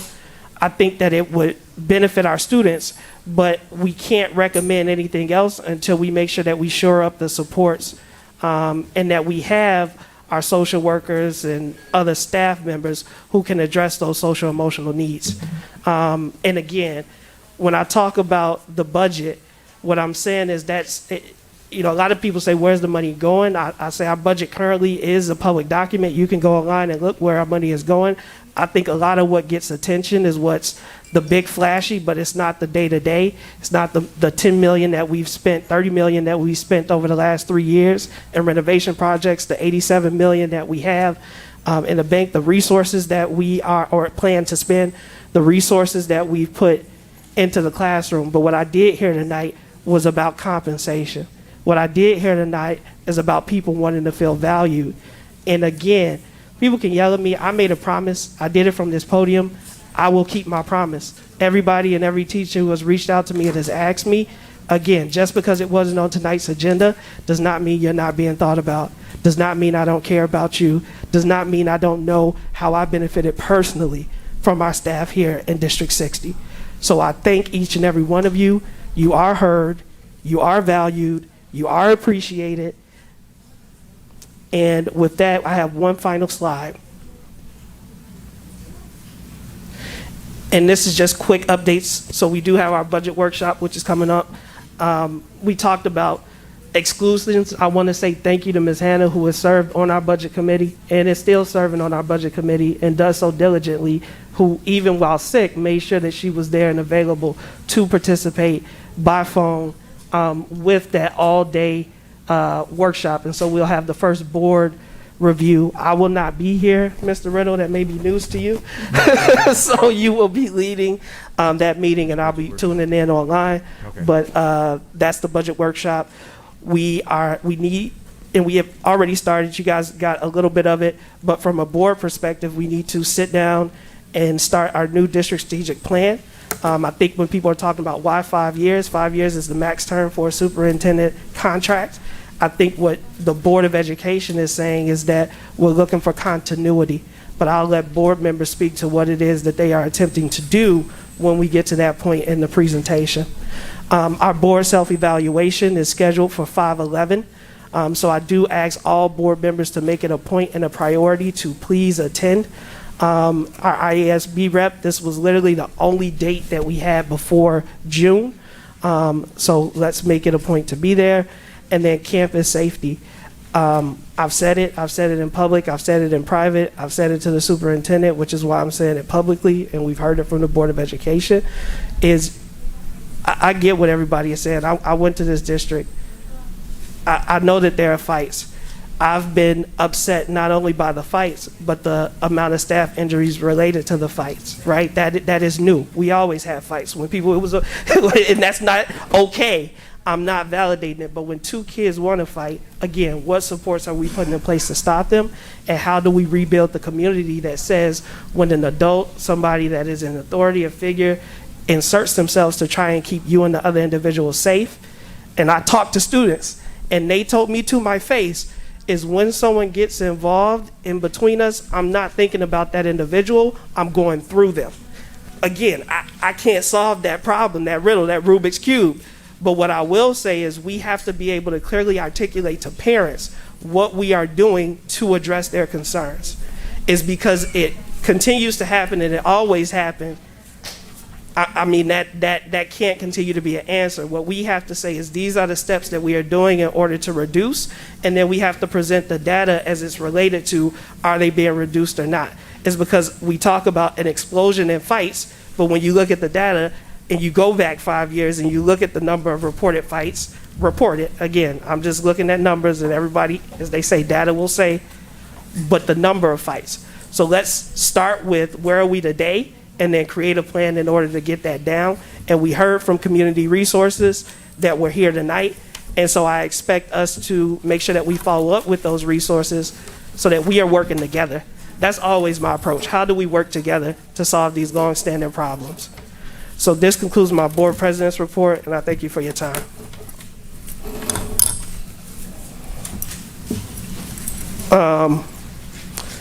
If we get the agenda back up.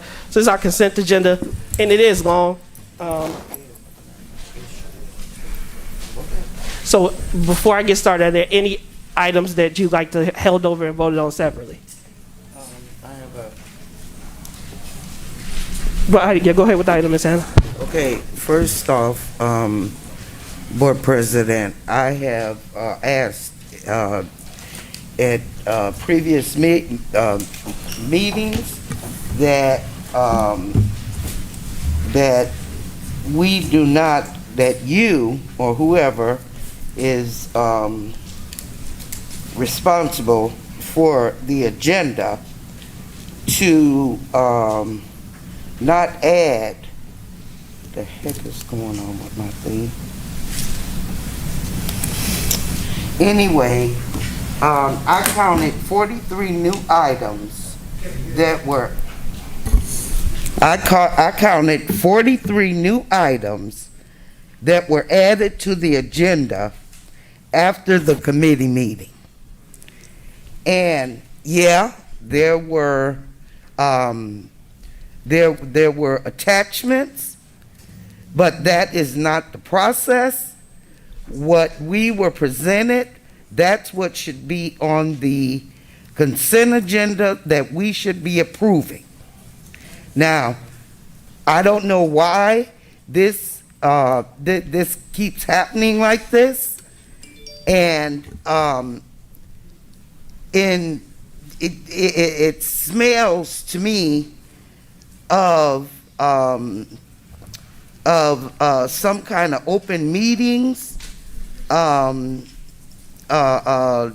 violation or something. But we need to stop doing that.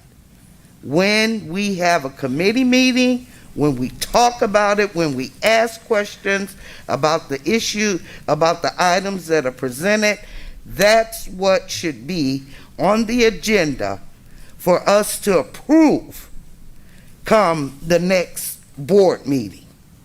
Not add more, because we know that the board is going to vote and going to approve the consent agenda.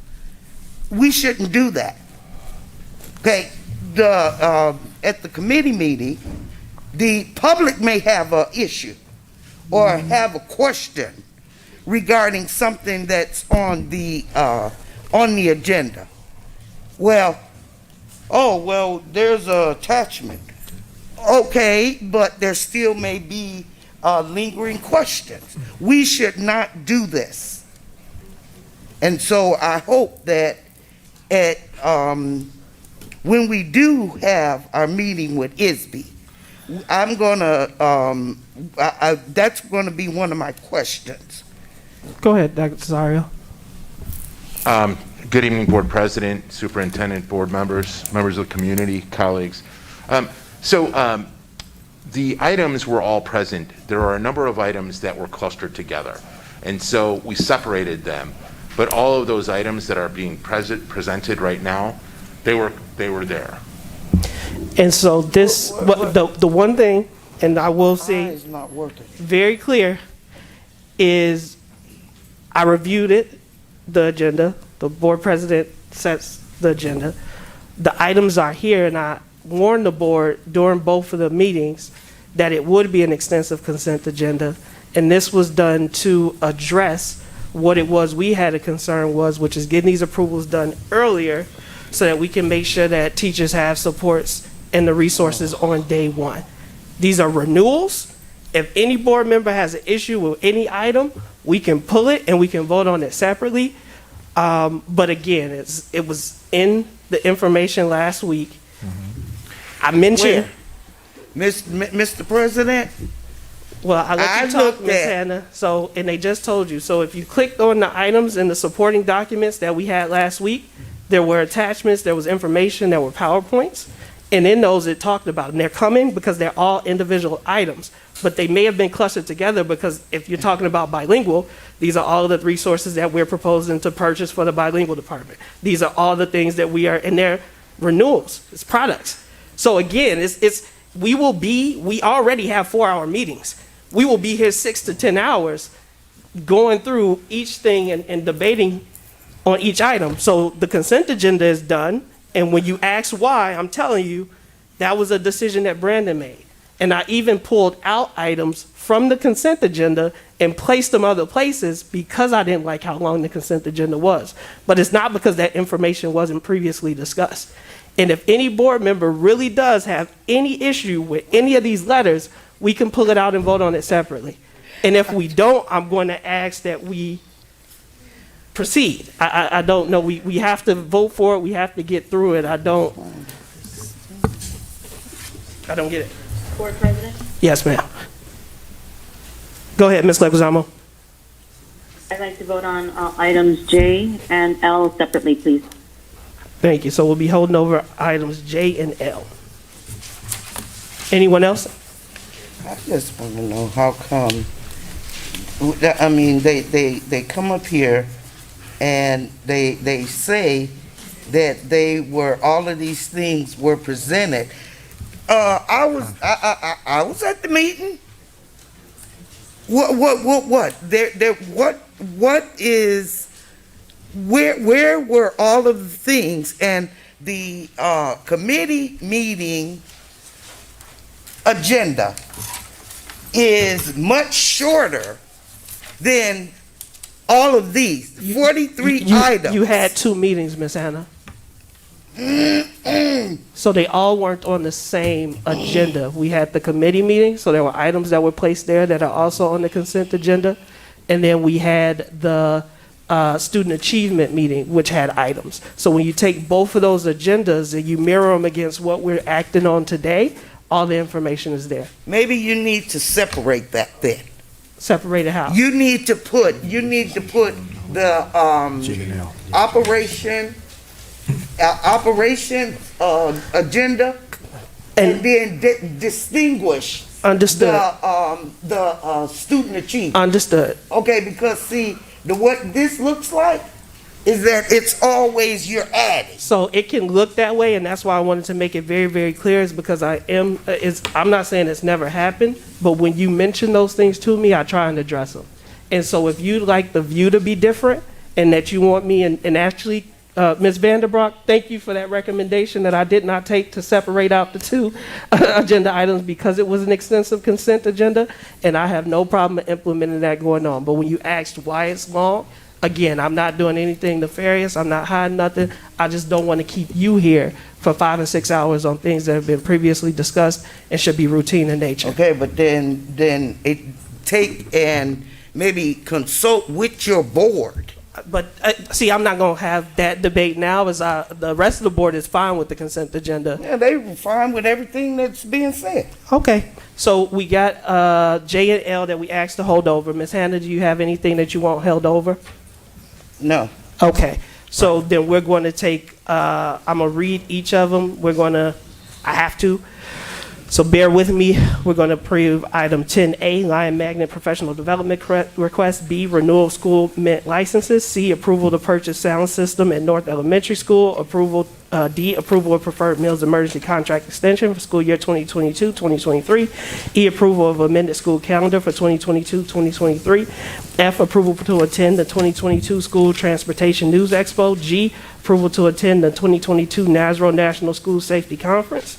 H, approval of external physical vulnerability safety assessment. I, approval of new Avalon security camera system upgrade.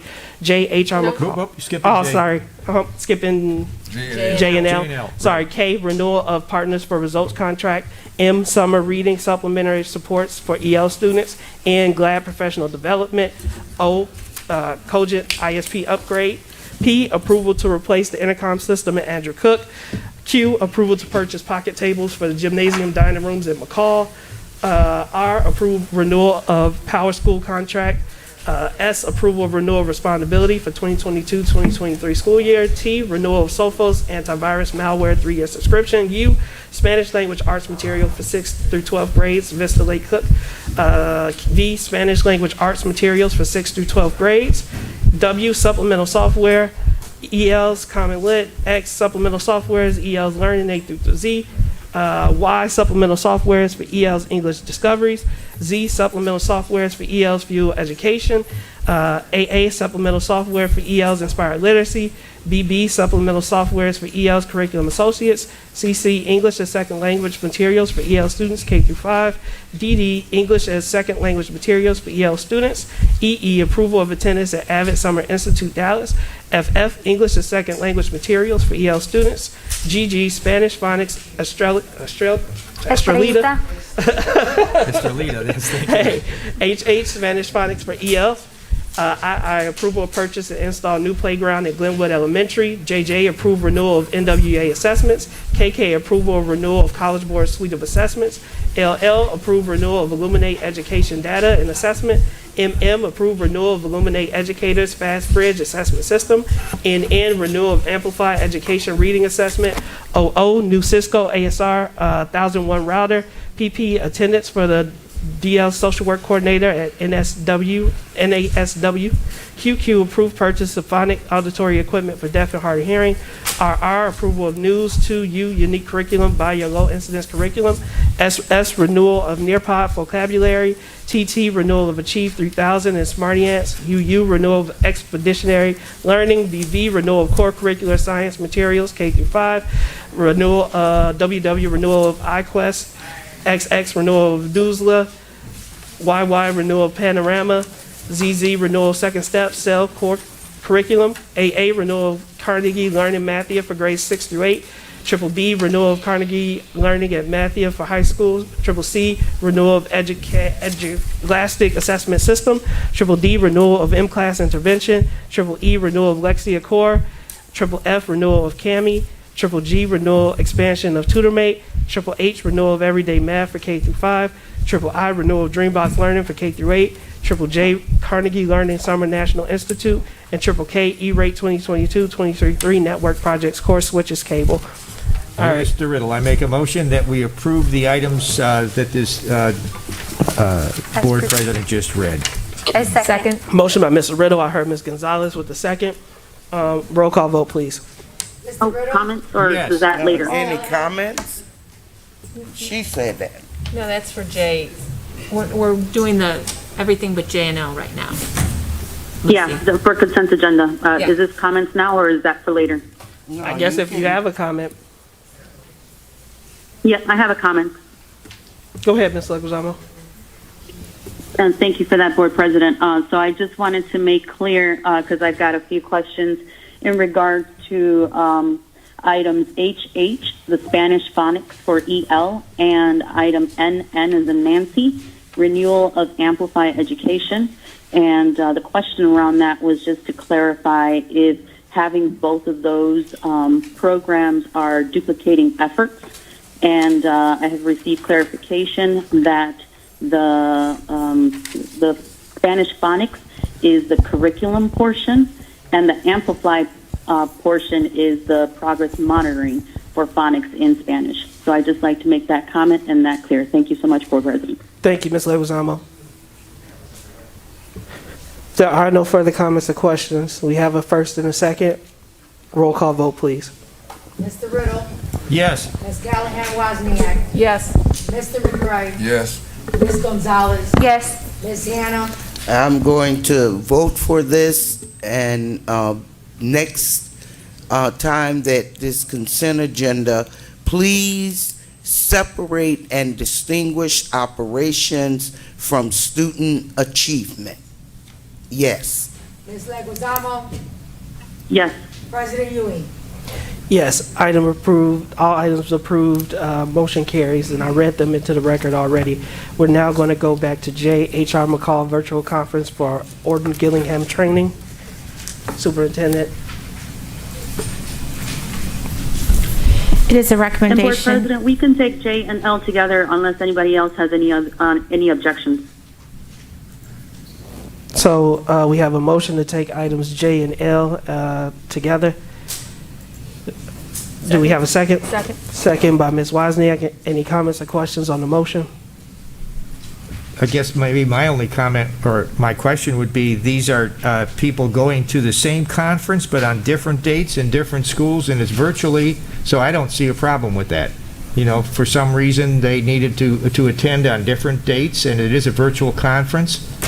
There was a question from the community about putting them together, and I don't know that that's an issue because maybe. And I can speak to that. Okay. These are from, I service both McCall and Washington, two separate schools, and each school is paying for their own teacher from their own budget. These are IST teachers that did not get the initial training, and they're just trying to catch their staff up in their training. Right. Okay, and they're being offered, this training is being offered on different dates, and for whatever reason, they're different teachers, different schools. Different and they teachers chose and different dates. dates, I don't yes. see that as a problem. And there's no And difference you in pay per cost. person. Yes, you have, because that was a question, could they both go together? No, we have to pay for each individual that's going to the conference. Correct. Okay, thank you. Thank you. Ms. Leguizamo, did you have anything to add? Yeah, and so I just want to clarify. So there is no way for the two schools to combine together in one nice little training day? No.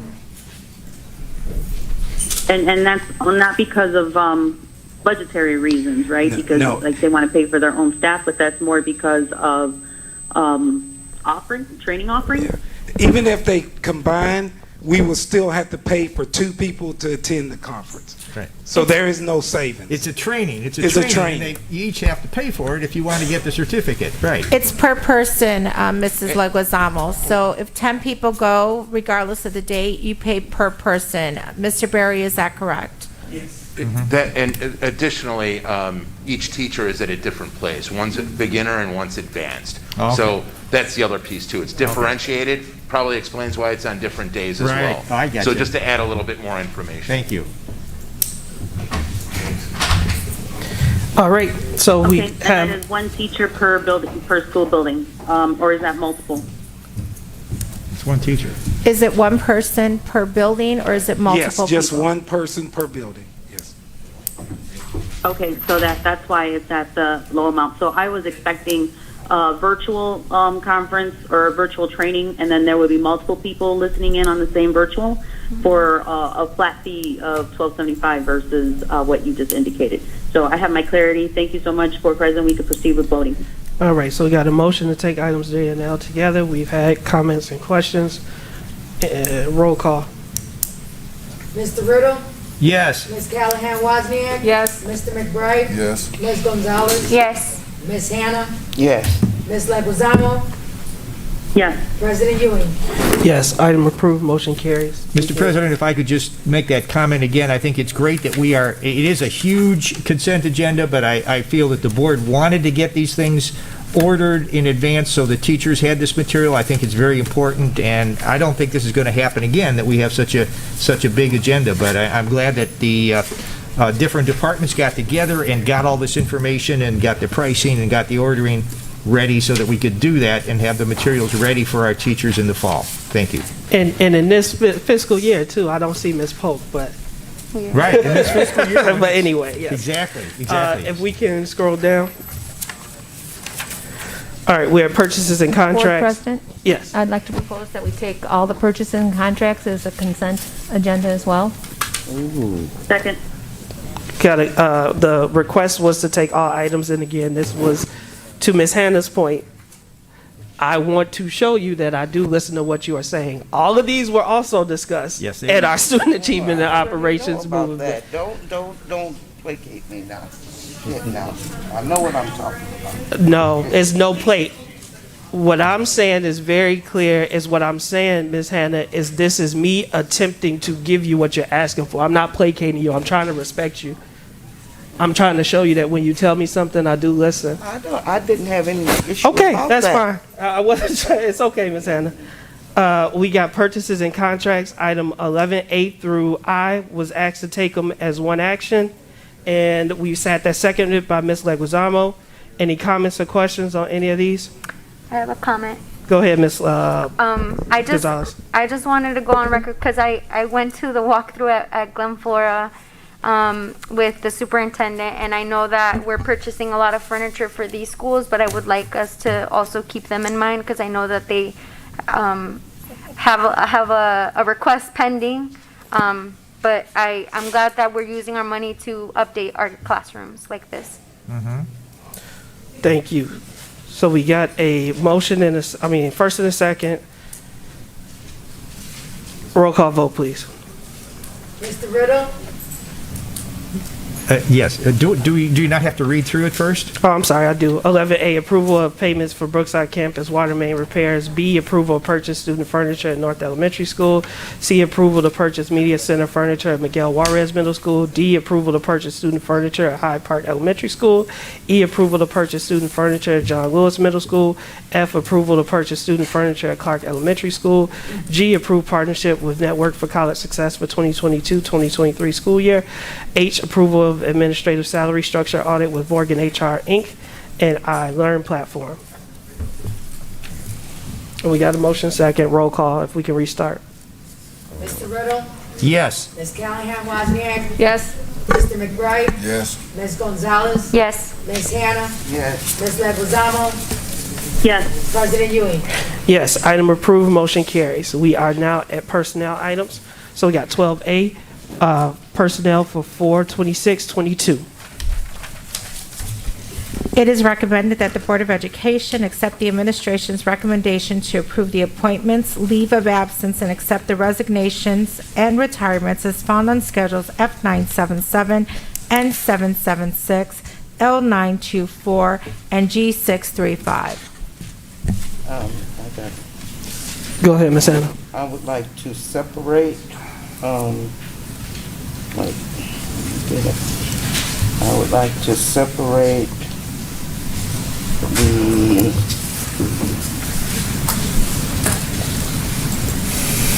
the A1 administrative reclassifications. I'd like to separate that and vote on that separate. All right, so motion to approve with the exception of A1, administrative appointments and reassignments, Ms. Anna? Yeah, do I need to make a motion? I was repeating to making sure that the motion was clear. Yeah, A1, administrative reclassifications, I need to vote on For that that separate. So we have a motion to approve with the exception of A1. Mr. Riddle? Yeah, so I'll make a motion to approve, We got the motion, I just need a second. oh, you need a second. Okay, I'll second it. And so we're everything except Schedule F977A1, right? Yes. Administrative reclassifications. Thank you. Any other comments or questions on that? Roll call vote, please. Mr. Riddle, Yes. Ms. Callahan Wozniak, Yes. Mr. McBride, Yes. Ms. Gonzalez, Yes. Ms. Hannah, Yes. Ms. Leguizamo, Yes. President Ewing. Yes, item approved, motion carries. And then we are going to now have, I need a motion to approve. Yes. Schedule, if you can read the schedule number. Mr. Riddle, I'll make a motion that we approve Schedule F977A1 administrative reclassifications. Motion by Mr. Riddle, Second. second by Ms. Wozniak. Any comments or questions on the motion? I have some comments. Go ahead, Ms. Anna. We have some very long-term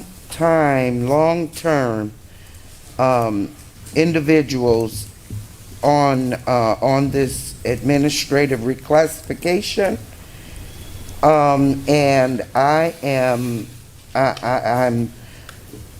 And I'm gonna speak how I feel. I am appalled that we have directors, assistant principals that are being reduced to classroom teachers. And also there's no, they don't even know where they're going. They don't know how much money they're gonna be making.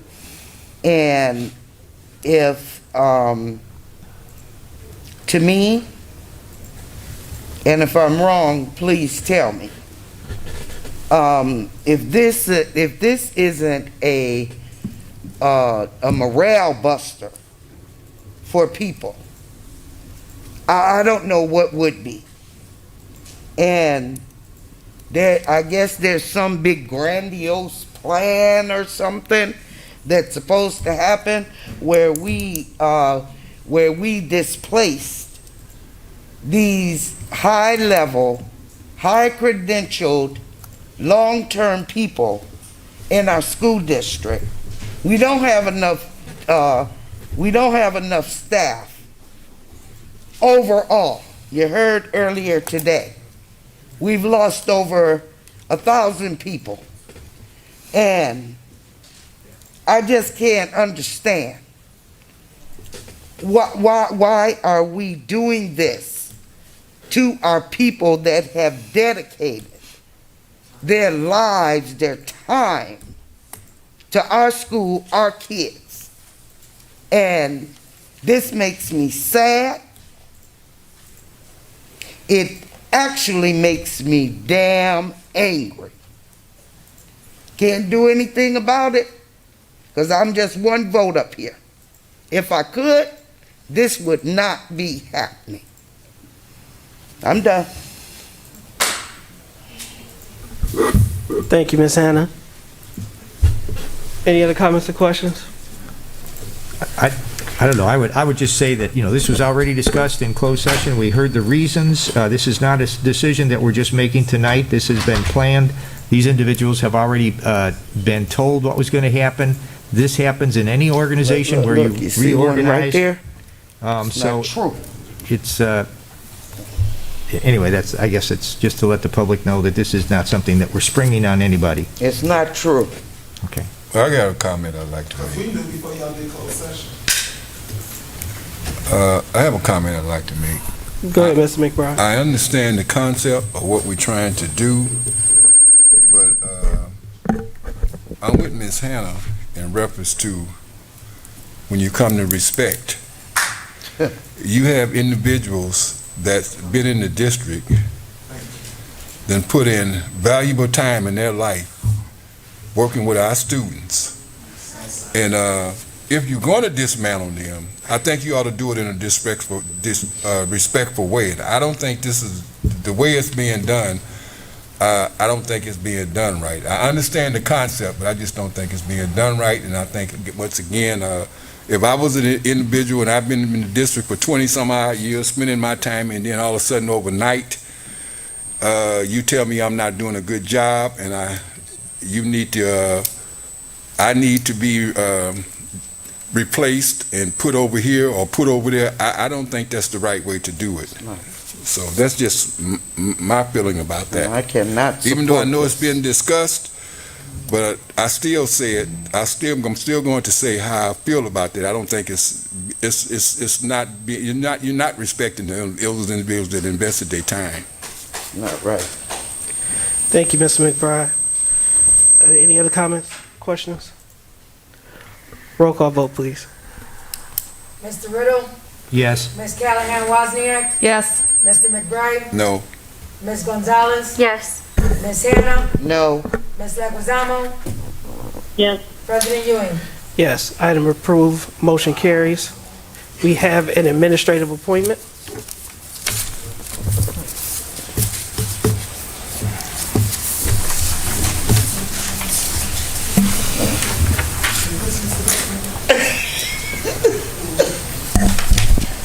At this time, I'd like to introduce Ms. Rosie Berry, who will serve as our HR generalist, who previously served as an HR generalist in Gurnee, Illinois, will now serve as the Manager of Employee Benefits and Risk Management with a starting salary of $68,000.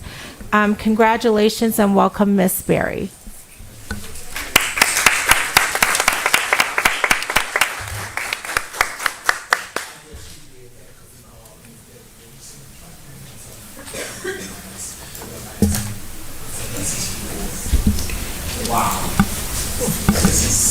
I love you, Minerva.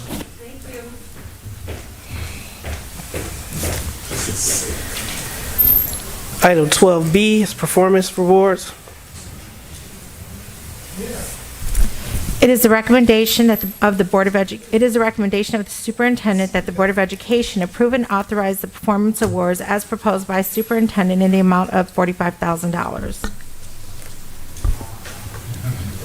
Mr. Riddle, I so move that we approve the motion as read by the superintendent. Motion by Mr. Riddle, Second. Second. second by Ms. Gonzalez. Any comments or questions on the motion? Can we separate them? Vote on them separately?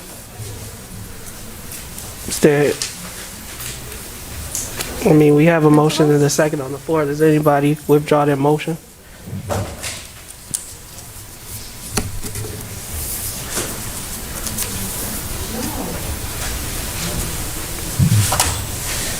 So, Ms. Hannah, there's no It's okay, second. go ahead, Board President. Roll call vote. Mr. Riddle, Yes. Ms. Callahan Wozniak, Yes. Mr. McBride, Yes. Ms. Gonzalez, Yes. Ms. Hannah, Yes. Ms. Leguizamo, Yes. President Ewing. Yes, item approved, motion carries. So we have brief bios of the individuals. First up is Carol May. Go ahead, Superintendent. At this time, I'd like to introduce Ms. Carol May, who has been the principal at McCall and is also alumni of Waukegan Public Schools since 2013. During this time, Carol's helped develop systems for MTSS, define quality core instruction, build the capacity of her teachers, and help lead the world. Carol has rolled up her sleeves as principal. She regularly coaches teachers. She observes instruction. She plans with grade level teams, and she utilizes teachers' voice in the school improvement process. In 2017, Carol was recognized as the Illinois Principal Association Lake Region Elementary Principal of the Year. From 2015 to 2020, Carol has increased McCall's ratings on the 5 Essential Survey from partially organized to moderately organized. There has been increases in every component: effective leaders, collaborative teachers, ambitious instruction, supportive environment, and involved families. In the fall of 2020, McCall Elementary School was named as a 2020 recipient of the National Blue Ribbon School Award. McCall was just one of 367 schools across the United States to earn the prestigious award from the U.S. Department of Education. McCall was Waukegan's first ever National Blue Ribbon School in the program's 38-year history. The school was nominated in the Exemplary Achievement Gap Closing Schools category, which recognizes schools among the state's highest performing in closing the achievement gaps between the school's student subgroups and all students. Carol May is an active member of the principal leadership team and is a well-regarded leader within our district. She regularly supports teachers, staff, students, parents, and other principal assistant principals. She is an excellent communicator, an advocate for all students, and a dedicated leader to our community. It is my honor to present this check. You're gonna go? No, you can go. You're the board president. I'll keep reading. It is my honor, Mrs. May, can you please come up?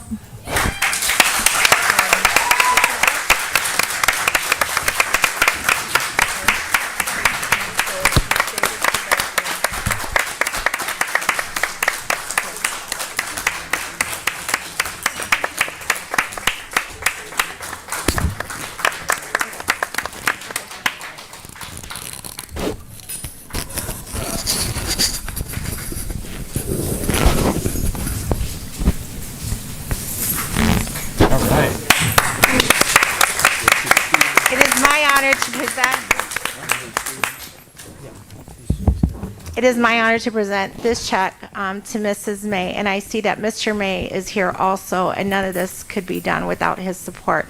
So, Mrs. May, I'll turn over the mic to you. Thank you, Mr. Edwards. Thank you, school board members and superintendent, president board, and community members, Ms. Patty, Mr. Barry, and all my fellow colleagues and principals. You all work extremely hard, and I'm just grateful. I always say that I know that the right people are in the seats here in Waukegan Public Schools because I work with you all and I know the hard work that you put in. So this is all about the hard work that we all do and our teachers and staff. Many of my teachers are supporting all of you in Waukegan Public Schools, and they have a heart for our students. My assistant principal, Ms. Crow, who's not here, as well as my past assistant principal, Sandy Johnson, who is now the principal over at Clearview. But I wanted to recognize everyone, my husband, my family, my daughter. She was here. She's a teacher at Hyde Park now, Jasmine, but she had to leave to get ready for her students for tomorrow. But thank you. I know it's a frustrating situation, and it's not a work that one person can do alone. It's something that we have to pull together And it's something that all school districts are struggling with, and I know that we have the power here in Waukegan to do the work, and I'm just grateful that I'm here so that I can participate and be part of that work with you all, and I know we're going to get it done. So thank you very, very much.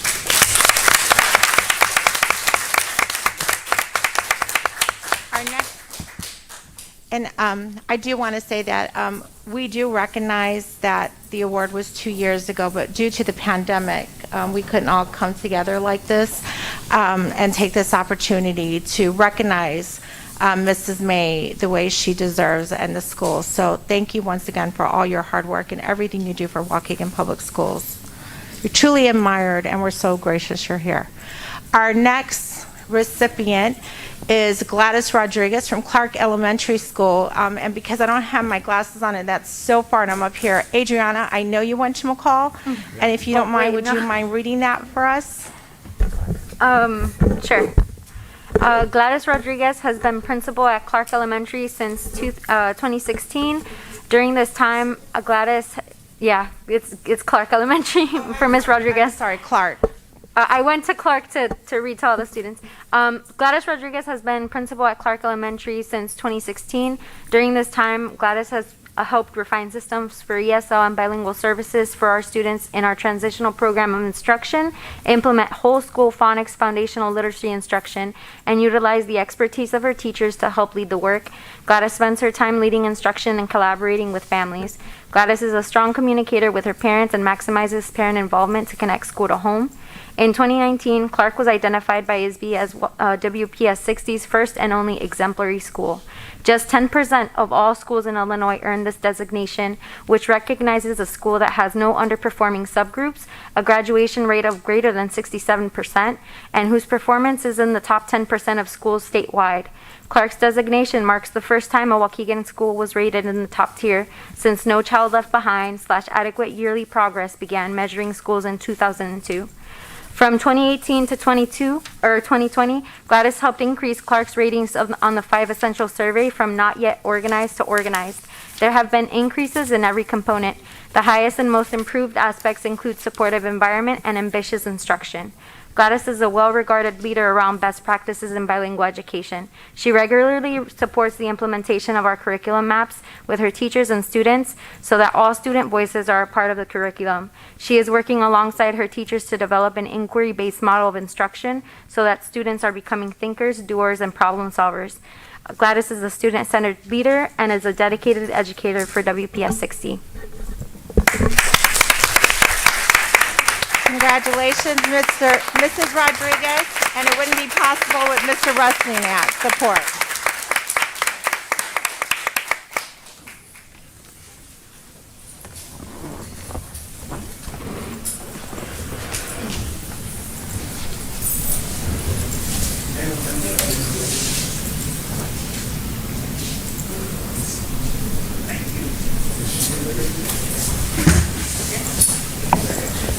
Good evening.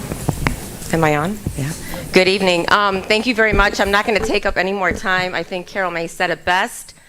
I'm accepting this award on behalf of actually my families and my students and my teachers as well. My families are very hardworking families that deserve this honor and recognition. If you've never been to Clark, I invite you. Most of our board members have actually been visiting and reading to our students and getting to know our community a little better. So as I said, I couldn't do this work without my colleagues, my teachers, my families, my students, and the support of the board and everybody present here tonight. So thank you once again. We'll continue to do more and better work.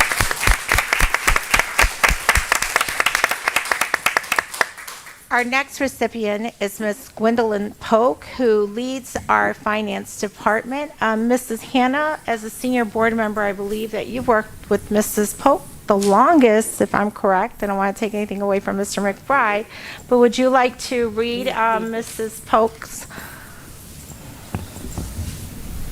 biography, please? Ms. Gwendolyn Polk, Associate Superintendent of Business and Financial Services. Ms. Gwendolyn Polk has been the Associate Superintendent of Business and Financial Services and has led the business office since 2014. Prior to this, Ms. Polk served as in the business office as Director of Business Service and has been with the district for a total of 14 years.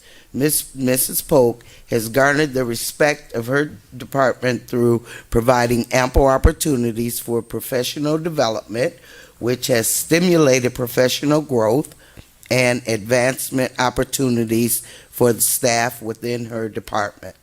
Mrs. Polk's efforts have led to the department receiving several awards and recognitions by the Illinois State Board of Education, Illinois Association of School Business Officials, Association of School Business Officials International, and the Government Finance Officers Association. These awards include ending fiscal year 2018 with recognition, highest level as rated by the ISB Financial Profile, and have maintained this financial profile rating to date. Recognized as a meritorious Budget Award recipient in 2010, 2011, 2013, 2019, 2020, and 2021. Recognized with the Finance Officers Association, GFOA,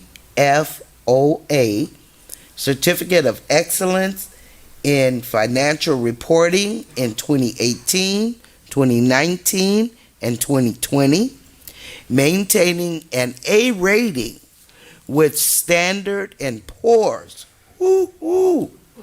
one of the most prominent financial intelligence companies in the world. The Association of School Business Officials International, ASBO, awarded Waukegan Public School District 60 with the Certificate of Excellence in Financial Reporting, COE. Launched the district's first ever site-based budgeting pilot program beginning July 1st, 2019, FY20. Ms. Polk also won the Monarch Award from Illinois Association of School Business Officials 2018, which is a testament to the dedication and professionalism that is exhibited on a daily basis by the Business and Financial Services Department in support of district initiatives. Congratulations, Ms. Polk.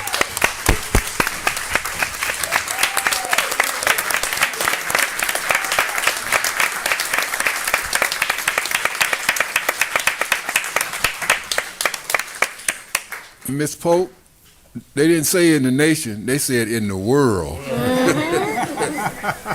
In the world. Yep.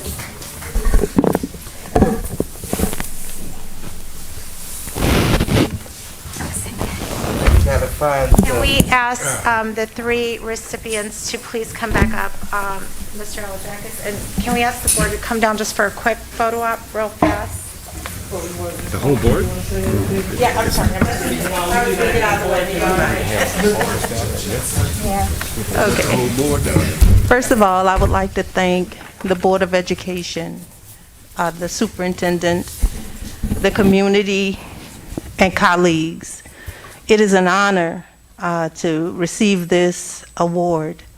I could not have done it alone. I did not do it alone. I have a very special staff that works extremely hard to help us as a district to move forward financially. Also, my colleagues in the school, I applaud you. I applaud every single person, especially the community members as well. We couldn't do it without you. And so I thank you very much for your time and your consideration.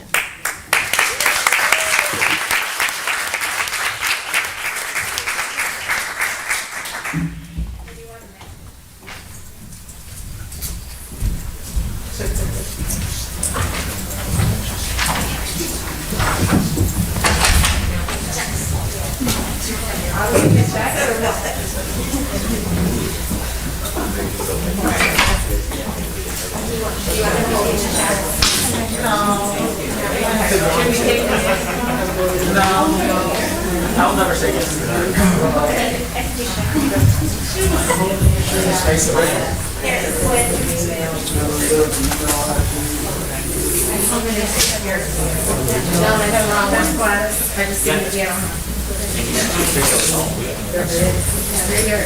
Don't take them to the bank. I was just going to say that.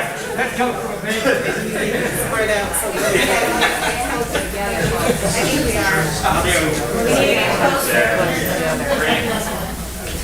That look okay? Yeah. We have to really keep our masks on. Yes, please. Yes. All right. You don't smile. If I may, I get the 3 award winners, not the checks, and the president, the superintendent. Well, let's make all the checks. Let's get your check. Wait, Miss Wilson, y'all gotta hold her checks. Please, thank you.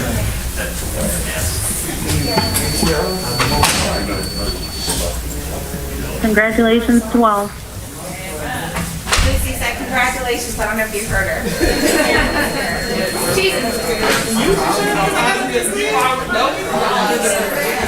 Now just talk to each other.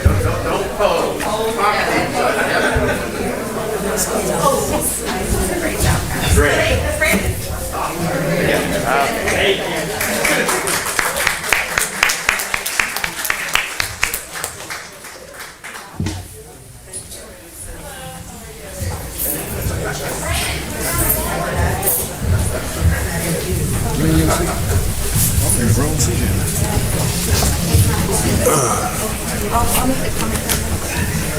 Hey, Miss Polk. Mrs. Polk. Now we gonna be looking for all that excellence. We gotta get our teachers some more money.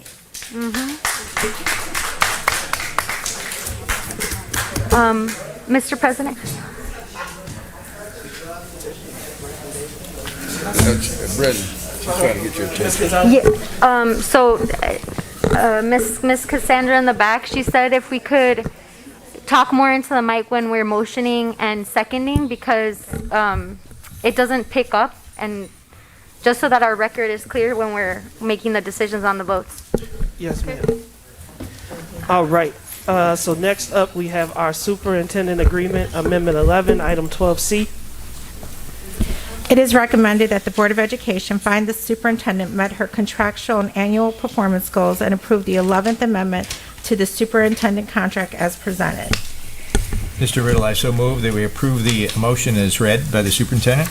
Motion by Mr. Riddle. I second. Second was Ms. Wozniak, I heard first. With that, any comments or questions on the motion? Yes, I got some things I need to say. Go ahead, Ms. Adams. Okay.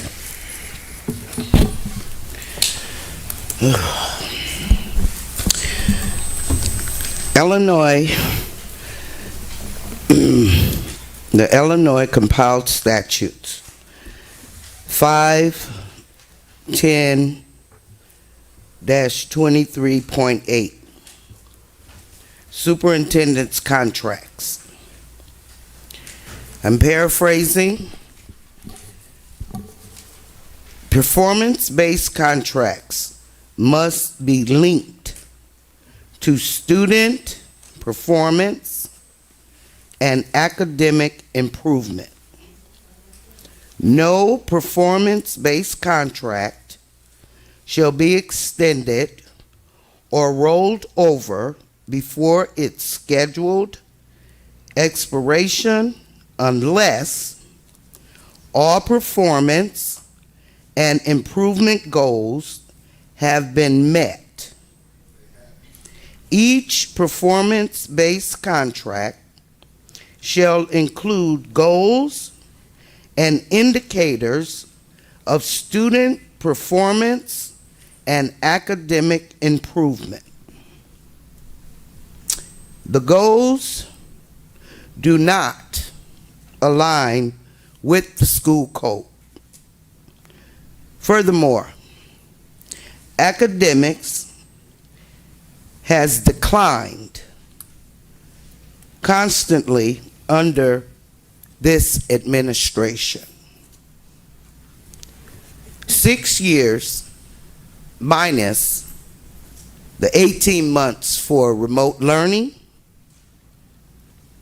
the student improvement has not increased, but instead has declined according to the last test data that we looked at.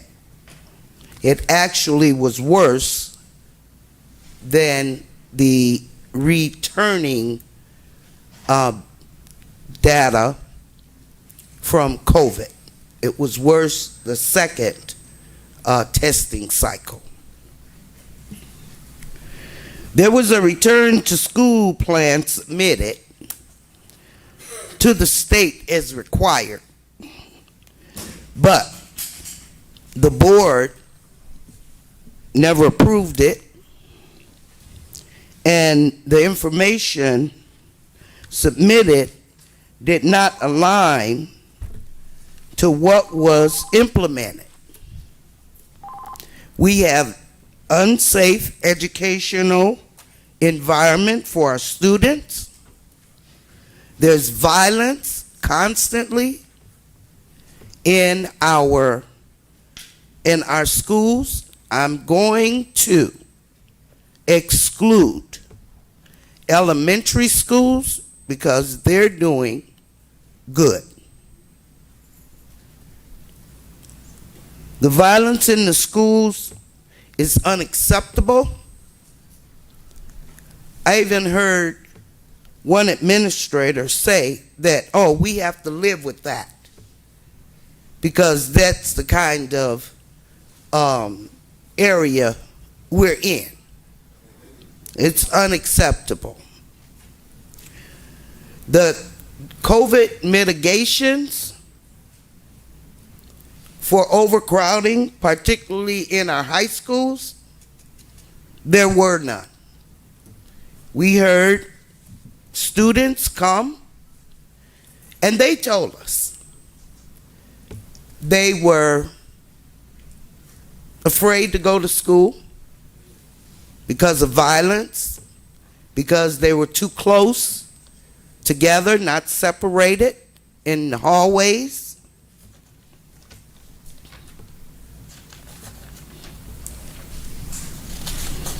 I just want to know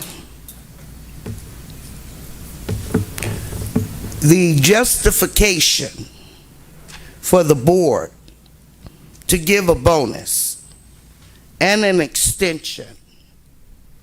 I've talked about this before, so the board members, they know my stance.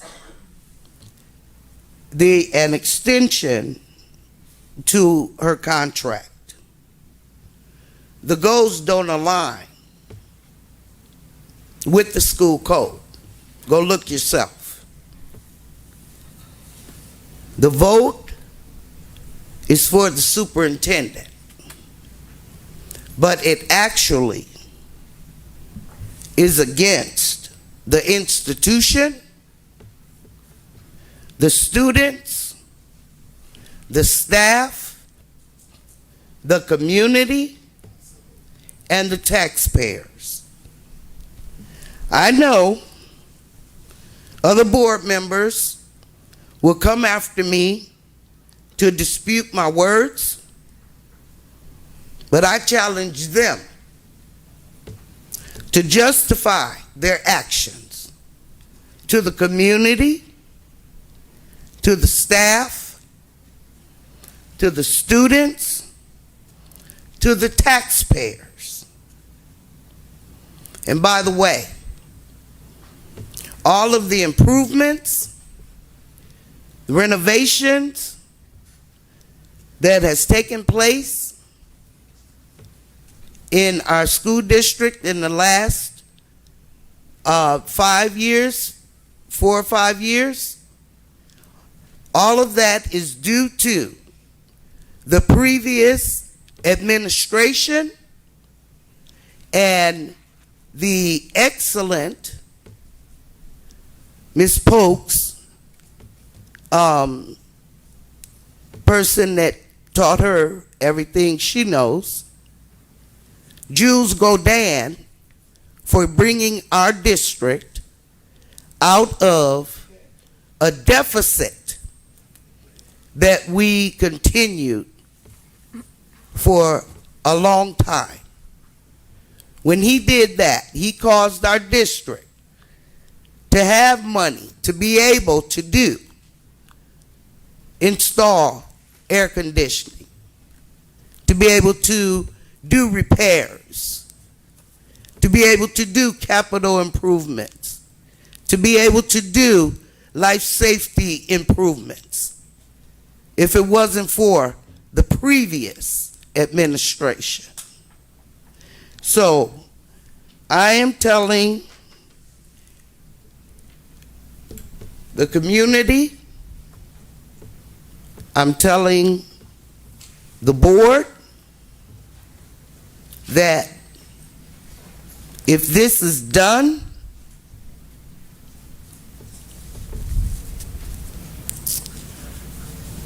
I think that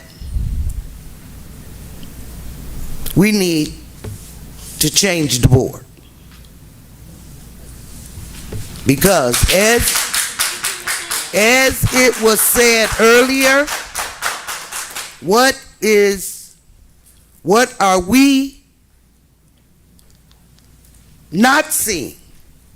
The community has been coming to us for months, talking about what's going on in our schools. But let me tell you something. When my babies are in the schools and they're not safe, when our teachers are in our schools and are not safe, when there's chaos, confusion going on in our district, I've been here 26 years. I've never witnessed our school district in the condition that it is in. Yeah, there's good things going on, but I attribute that to each principal that mans their building. I look up to the principals. They do the work. The teachers that are there each and every day, working hard, they need recognition. They need bonuses. And the Board of Education has the authority to be able to do it. It doesn't have to go through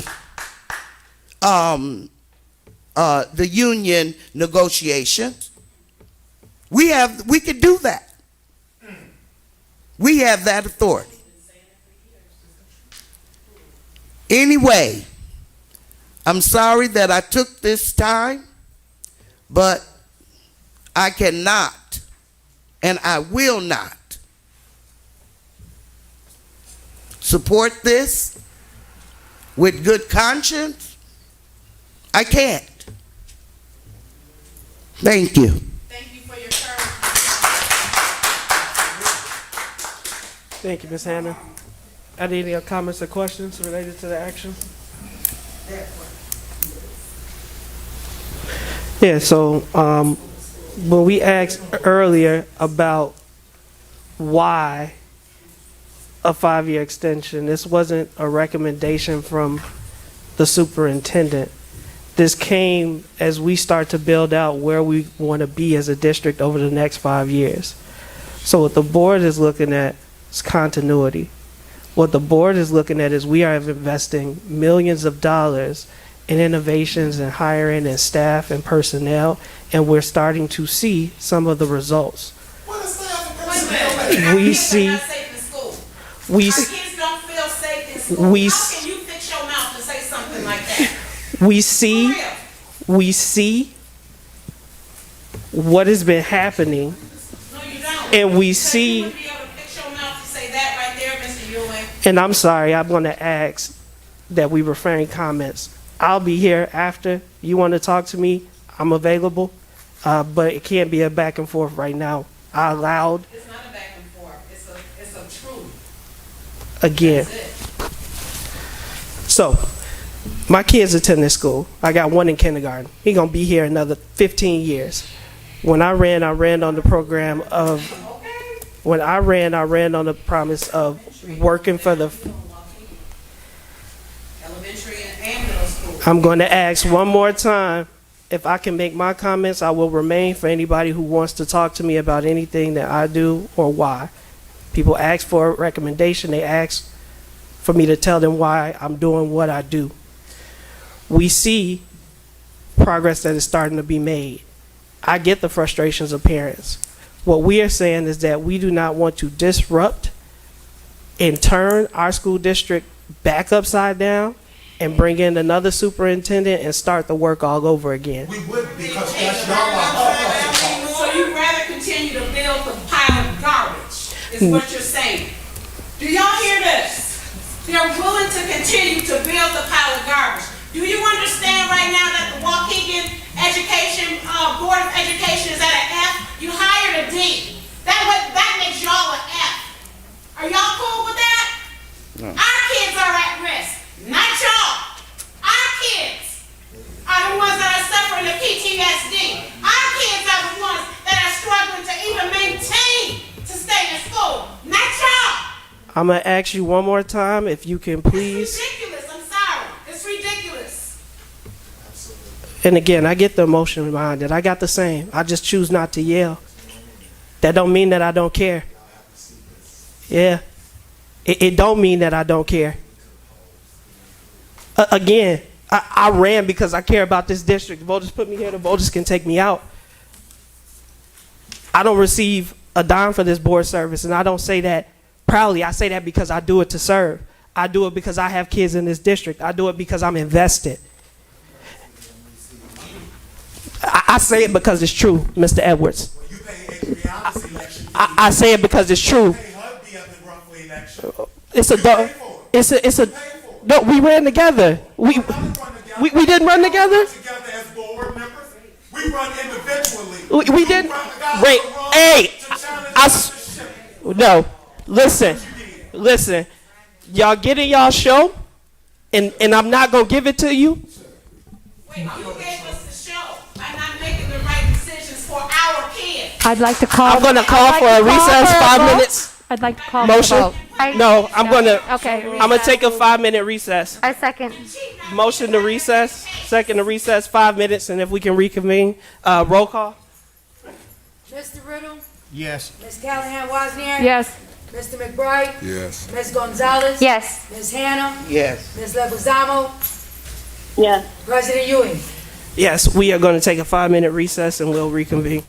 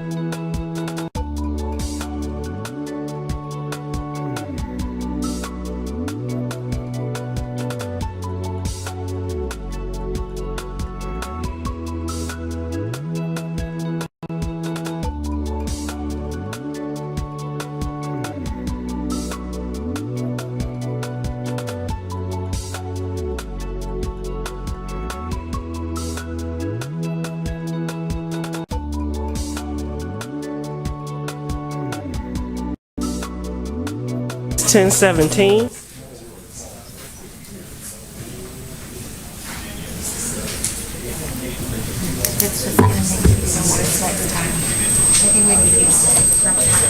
All right, so we are at 12C.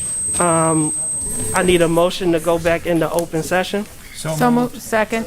Motion by Mr. Riddle. Second. Oh, I'm sorry. I want to, first, I need to come out of recess. If we can have a roll call. Mr. Riddle, Present. Ms. Callahan Wozniak, Here. Mr. McBride, Present. Ms. Gonzalez, Yes. Ms. Hannah, Yes. Ms. Leguizamo, Yes. President Ewing. Yes, all right. We are at item 12C. I'd like a motion to go back into open session. So moved. Motion by Mr. Riddle. Second. Second by Ms. Wozniak. All in favor signify with aye. Aye. Any opposed, nay. We are back in open session. So we were at item 12C. The reason I took the recess was related to disruptions. So what we did have a motion, which, if I'm not mistaken, was that Mr. Riddle. Yes. And the second was Me. Ms. Gonzalez. So we were at, any questions or comments on the motion? Yeah, I'm going to ask that this item be held over. Is there any support to hold the item over?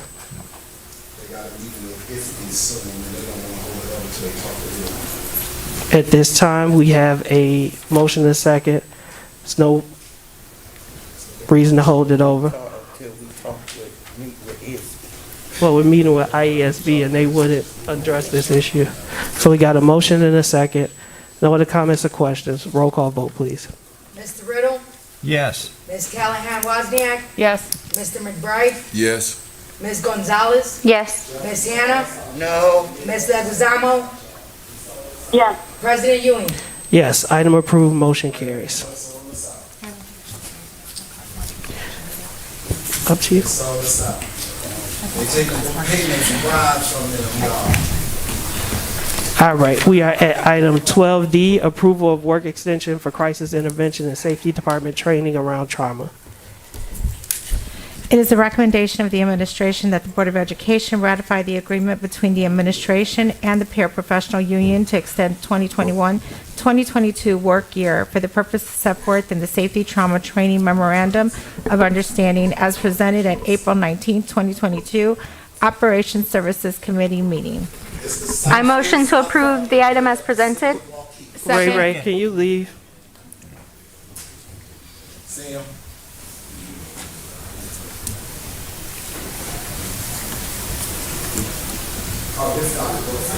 I motioned and Mr. Riddle seconded. Thank you, Ms. Gonzalez. All right, so approval of the work year extension for crisis intervention safety. We have a first and a second. Any comments or questions on the motion? Only that, yes, Mr. President, I think this is a very good motion. It's some training that our safety paras needed, and I am glad that the unions agreed to it and that they're going to do it right after the school year ends. So I'm very happy about this training. It was needed, and it will help tremendously. Thank you, Mr. Riddle. And just to add to Mr. Riddle's point, I hope that we can do this kind of training. I mean, Mr. Wilson already mentioned that this training would be ongoing, and that could make, you know, the staff more certified and hopefully eligible for raises pending the training that they receive and how well they're able to teach other staff that are recently onboarded. Thank you, Ms. Gonzalez. Yes. All right, there are no other comments or questions. Roll call vote, please. Mr. Riddle, Yes. Ms. Callahan Wozniak, Yes. Mr. McBride, Yes. Ms. Gonzalez, Yes. Ms. Hannah, Yes. Ms. Leguizamo, Yes. President Ewing. Yes, item approved, motion carries. We are now at other, so 14A. It is a recommendation of the administration that the Board of Education authorizes superintendent or board president to accept the notice of funding opportunity and sign all other associated documents from the Department of Commerce and Economic Opportunity for a fiscal appropriation for capital improvement funds to support the proposed Waukegan Wraparound Center recommended to be located at 214 Washington Street in downtown Waukegan. I recommend the motion to be approved as presented. Motion by Ms. Gonzalez, I second. second by Mr. Riddle. Any comments or questions on the motion? Only that there is a $2.5 million grant on this, I believe. So that is really nice that we're getting a grant from the Department of Commerce and Economic Opportunity for funding for this project. And we want to thank Representative Mayfield to help us get that. Thank you. Comment? Go ahead, Ms. Leguizamo. I also just want to echo, as we heard earlier on in this session today from our partners at the College of Lake County, I think that this is going to complement well their program in regards to also feeding and removing food deserts. So I think that this is going to be a nice complement with each other, and it'll be very close. So I'm really excited to see that partnership grow and flourish and what our downtown Waukegan will look like in the future. Thank you, Board President. Thank you, Ms. Leguizamo. Roll call vote, please. Mr. Riddle, Yes. Ms. Callahan Wozniak, Yes. Mr. McBride, Yes. Ms. Gonzalez, Yes. Ms. Hannah, That pass? Ms. Leguizamo, Yes. President Ewing. Yes, item approved, motion carries. We are now at 14B, approval to proceed with planning and implementation of the transitions to support student access plan. It is the recommendation of the administration that the Board of Education authorize the superintendent or her designee to proceed with the planning and implementation of the Transition to Support Student Access Plan that was presented on April 12, 2022. The Board of Education meeting and approved the budget not to exceed $1,500,000 at this time payable to the district's architect of record, Wold Architect and Engineers, Arcon Associates Incorporated, to support the planning. I motion to approve the item as presented by or recommended by the superintendent, and I do have a comment.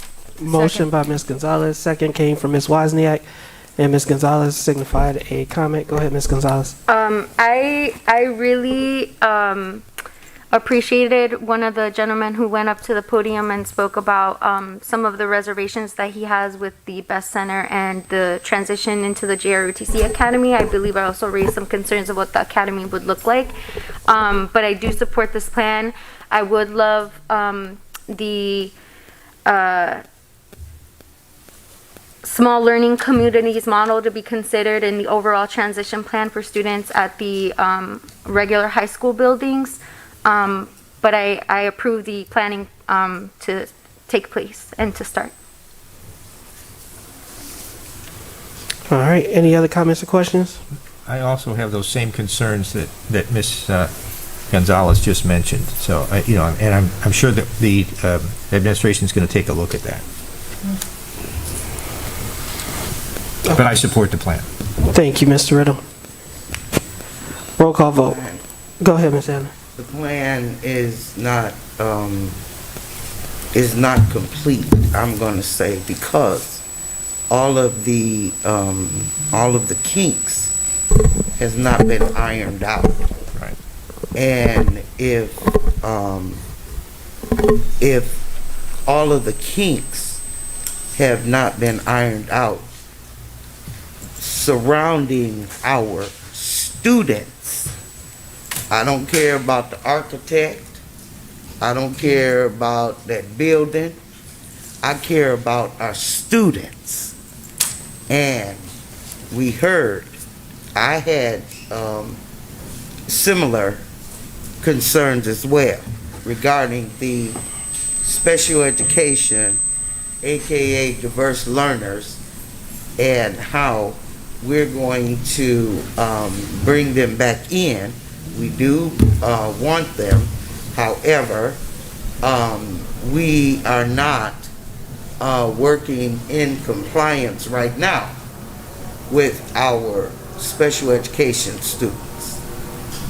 And we can always say, well, we want to look into the future, That's great, okay? However, we have students right now that we have to make sure that they get a quality education, get the services that they need 5 years from now, none of the students that are in high school right now will be with us anymore. They will be gone. And if we are not working to make them proficient in their education, then we're doing a disservice to a generation of students. And I refuse to be a part of that. So I'm just saying that the grandiose plan and everything, it's okay. But our children should be number one. We should be planning for them, how we can make them educated.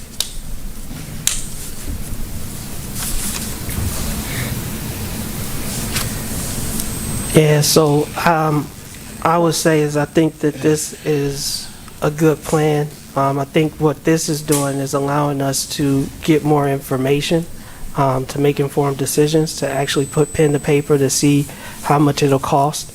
I do believe that it supports student growth. As I say, the wraparound center I think is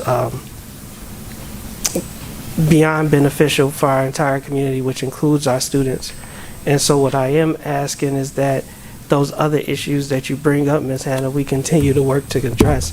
I don't see how this takes away from that, and that we have to do both. But you are heard, but I do think it is a good plan.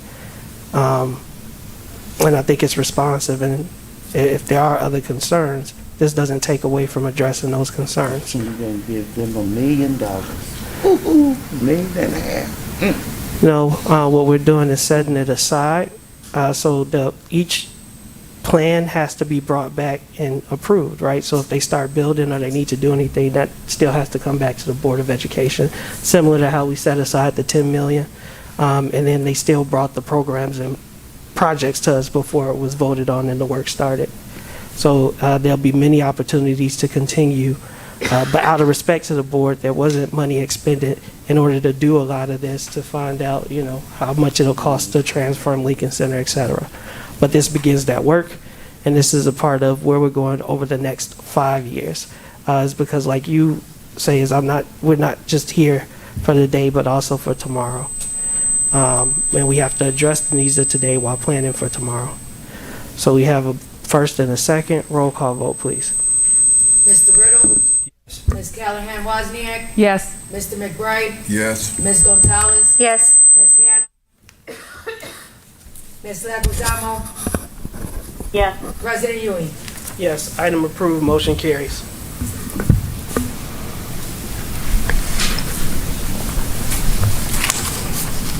All right, we are now at ratification of second processing of board bills for April 2022, manual check request payments and First Midwest insurance payments for the period of April 6, 2022 through April 19, 2022. It is the recommendation of the administration that the Board of Education ratify the second processing of board bills for April 2022 and manual check request payments and First Midwest insurance payment for the period of April 6, 2022 through April 19, 2022. The accounts payable board April 6, 2022 through April 19, 2022. Payments total $4,666,915.55.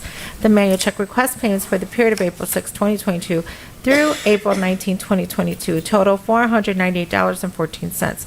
The First Midwest insurance payments for the period of April 6, 2022 through April 19, 2022 total $2,108,029.95. I make a motion that we approve the item as presented. Motion by Board Member Hannah.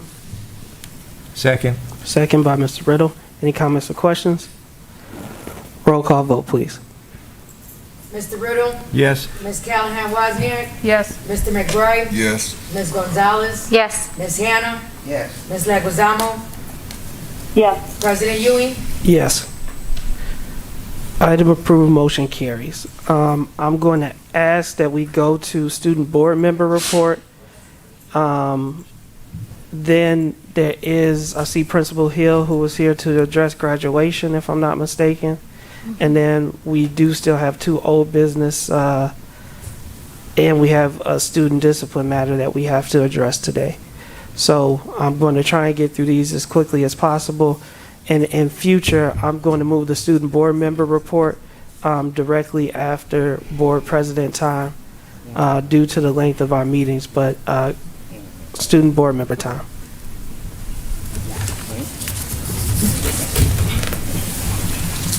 So, good evening. No. Okay, I think you got it.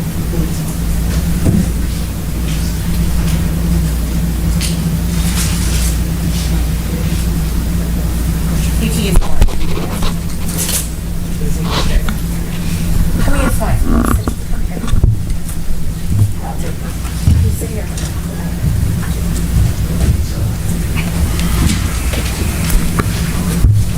Good evening, everyone. Today I wanted to update about graduation comments. So as student board member, I work as a voice for my peers, and as many of you know, last meeting we had a student, one of many seniors, concerned that they wanted 1 day of graduation instead of 2. So the principals and I set up productive meetings with the said students to express their desires for graduation, but was also given the chance to reason with the principals. Since there was already contracts in place, we were not able to have the 1 day graduation, but we did make solutions as to having a special student section so that the seniors from the opposite night can still watch their peers walk the stage. That was one of the things that the student said. She wanted to graduate with her friends and see them. So we did make that happen at least. As well as we did make some flexible requests. And I also wanted to mention that Mr. Hill will be sending a letter to all seniors this week with a resolution in writing and clarity about the night of their graduation. I quickly wanted to mention that I am organizing a I wanted to mention that I am coordinating an opportunity for NHS members to earn hours by volunteering to help at the Clark Elementary Field Day. So that's something I'm excited about. And that's all for tonight. Thank you. Thank you.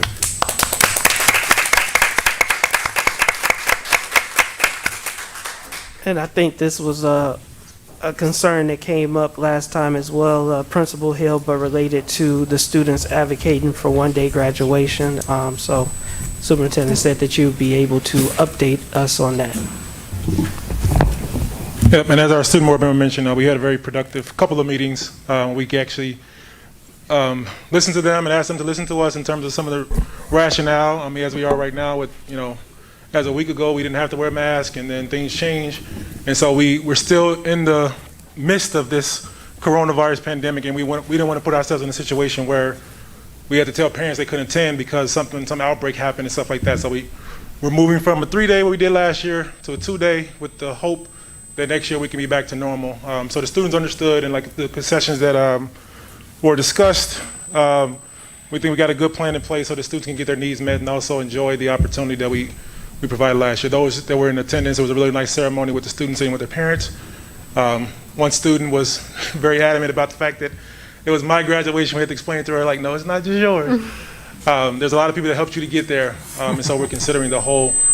We do have, Ms. Carter and myself, we do have formal invitations for you all for the 2 nights of graduation, and we look forward to seeing you in so we can have a nice ceremony. So, any questions or comments as we hand these out?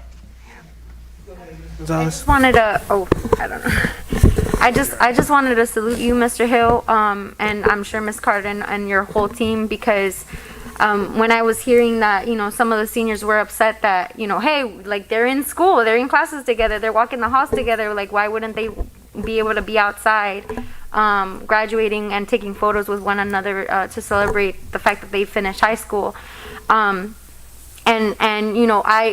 I understand that COVID is still a thing, so and I'm not the student graduating, so I couldn't really say one way or another what I want, whether I think it's my mic that's the problem. I can't be the one to say whether it should be split up 3 nights, 2 nights, whatever, because our graduating classes are really big. But I think the students want to hear the rationale and why we're making the decisions that we're making, and they want to know that you guys are making it with their consideration in mind, but that there are other logistics that go into that if things can't change. So I like the fact that there was opportunity for student voices to be heard, and that students have a spot that they could see, one another for their respect, or the vice versa graduations that they want to attend. Thank you. Thank you, Principal Hill. Oh, Principal Carr? Do you think Thank you. Thank you so much. Look forward to it. Thank you. All right, thank you to our student board member for advocating for students and coordinating that meeting, and thank you, Principal Hill, for addressing the concerns and meeting directly with the students as was stated, and explaining the rationale. I look forward to attending. 3 of us too, so I want to make sure that there's three high school principals, so it's myself, Mrs. Carter, and Mr. Briner, that we're all part of this decision-making and a coordinating project, so just want to make sure that's clear. Appreciate that. All right. I'm having screen issues, but we are now going to drop down because we've held this over a couple times. So we have board policy, the board policies. So board policy 5301, graduation requirements, second reading.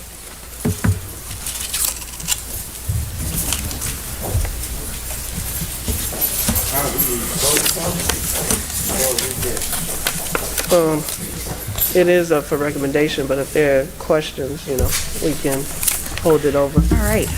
Good evening. Can you all hear me?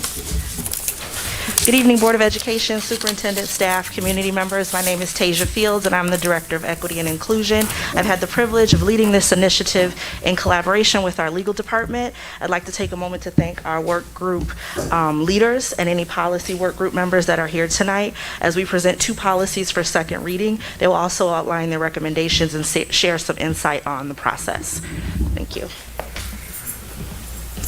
Thank you, Tasia. Good evening, Board President, Superintendent, Board of Education, colleagues, and community. My name is Jennifer Rice de la Sanchez, and I'm the Director of Teaching and Learning. And I had the privilege of being a chair and being a leader of this committee, and using the protocol and our equity protocol tool, and really combing through our policy 5301, our graduation policy.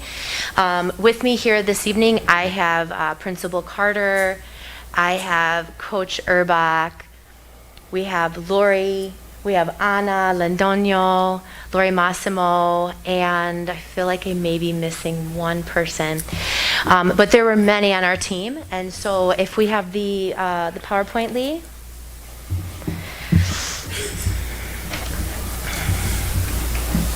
Yes, is this being opened up for questions? I believe I heard that. No, they're doing. Yeah, they have a presentation. Yeah. Oh, okay. Sorry about that. That's okay, Lucy. It goes in and out every now and then. And while we do that, again, Joanna, it's 10:41. So if you want to go, it is good for you to head out. You gonna wait a little bit? Okay. All right. This is important to her. Yeah. Oh, got you. I'm sorry. Okay, there it is, 5301.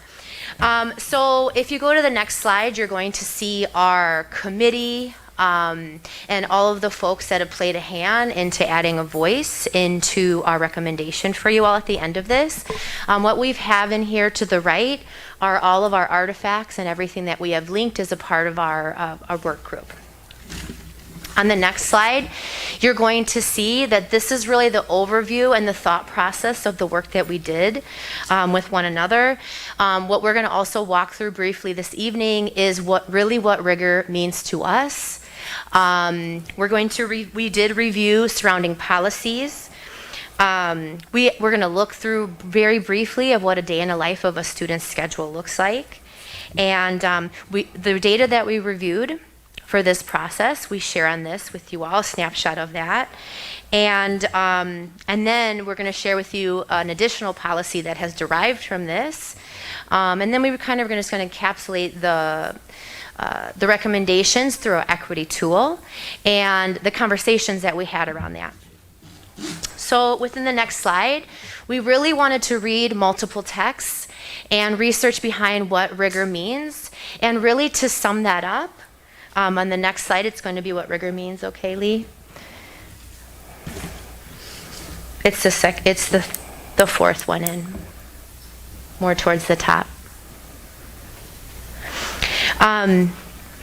What rigor really means to us, to highlight that, I think, in the most important way, is that that having fewer assignments that cover more standards is a more holistic way, right? We didn't necessarily think through all of our research and through our conversations and through our experience that having necessarily more credits means that it's more rigorous.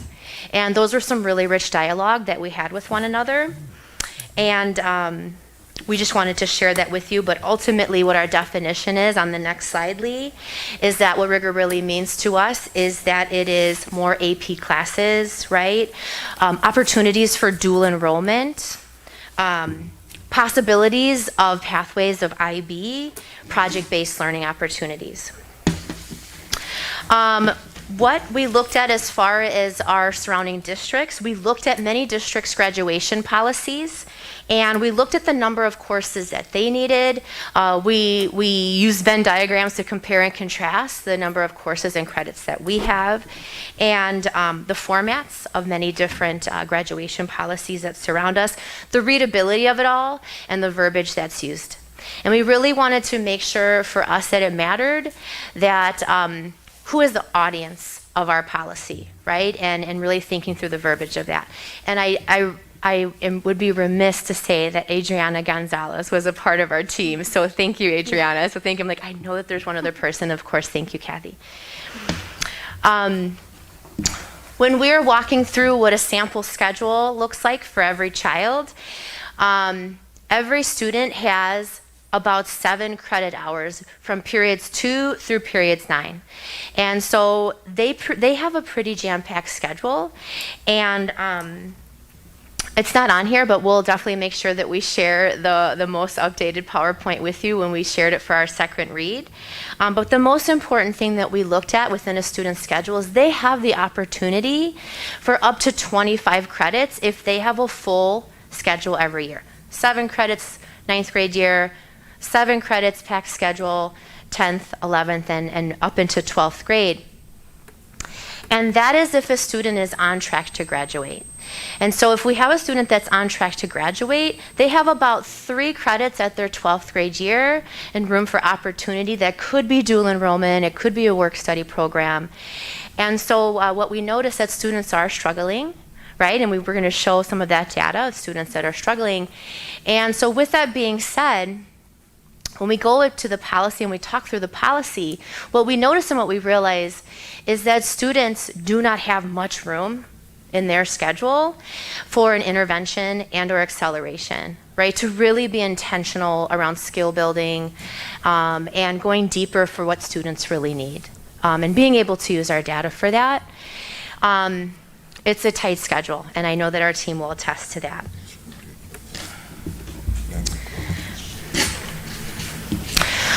One of the pieces of information that we also looked at is the data of students that are coming in at their freshman year. And we know that about, on average, for the last 3 years, that it's almost 70% that students that are vulnerable and or at risk.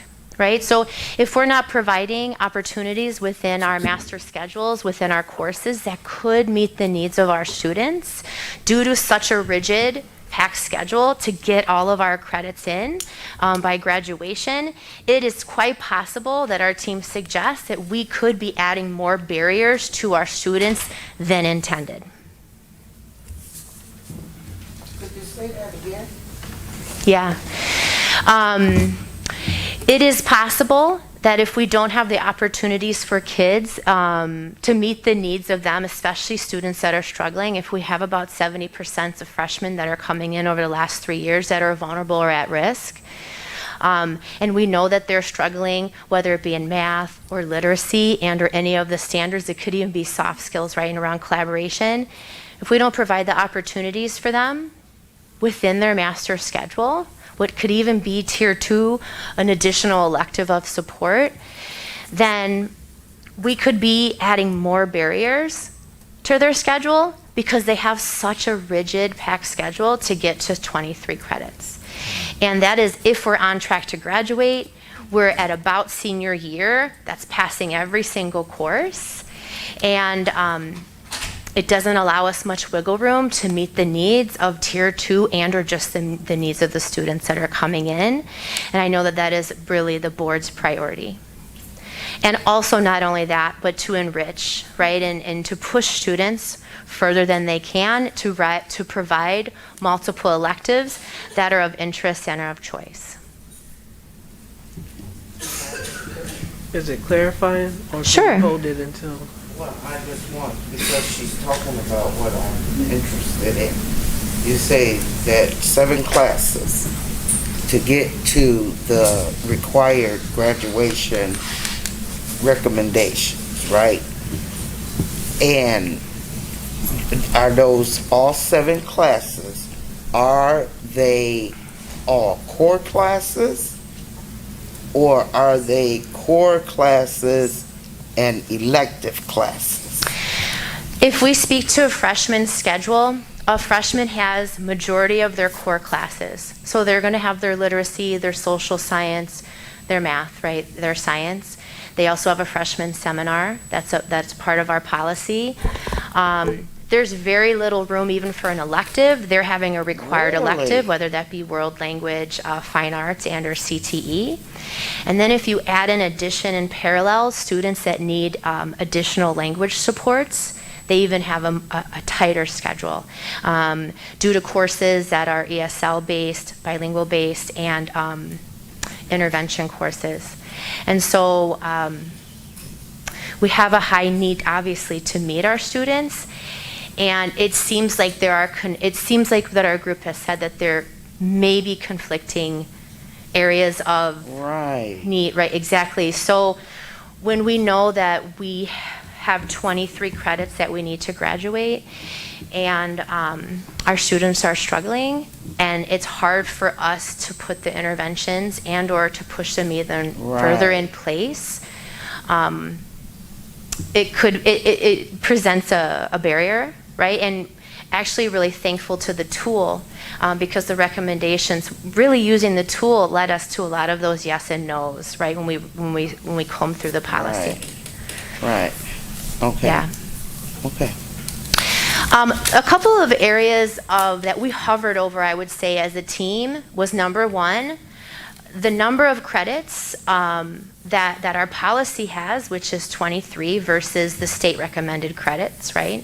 And it's not that other districts don't have 20 credits, 21 credits. I mean, we looked through many. Some have 19. Some have just the state recommended. It was more about a few particular courses. For us, what we have is a state recommended, for example, would have 2 science, we have 3.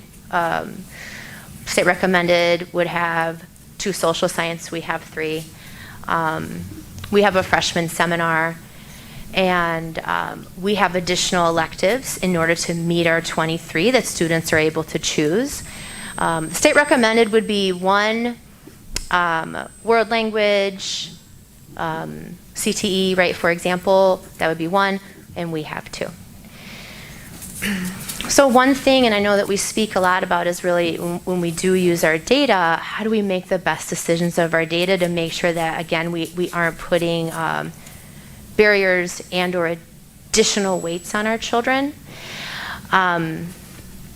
One of the things that we hovered over, just to go back a second, was, for example, freshman seminar. In our policy, freshman seminar is mandatory to pass. And what was happening is there were students in the data that we shared that didn't pass it and would have to then make that credit up, in addition to possibly others. And in my first year here with experience, we had 2 students transfer in that have been homeschooled in their senior year, and they wanted to be a Waukegan graduate, which I love. And when they transferred in for their last semester, they had to take freshman seminar. Wow. So that's one example of the recommendation that our team said is, we value freshman seminar. We know it's important, and we really want it for our freshmen, right? Is it a whole year freshman seminar? It is. Or is it just one semester? It's a whole year. And it was also our recommendation that if a student were to transfer in as a freshman in the middle of the year, that they wouldn't have to make up that first year. That's our recommendation. Our team was actually torn, and these are some of the things that we present to you all to make these decisions. Our team was actually torn between making it a mandatory pass versus just making it mandatory to take, because we believe in it, we value it, we know that it holds a lot of support for our students. How do you flunk freshman summer? Well, it could be for a multitude of reasons. Yeah, it could be that we're not there. It could be that we're not supporting the work.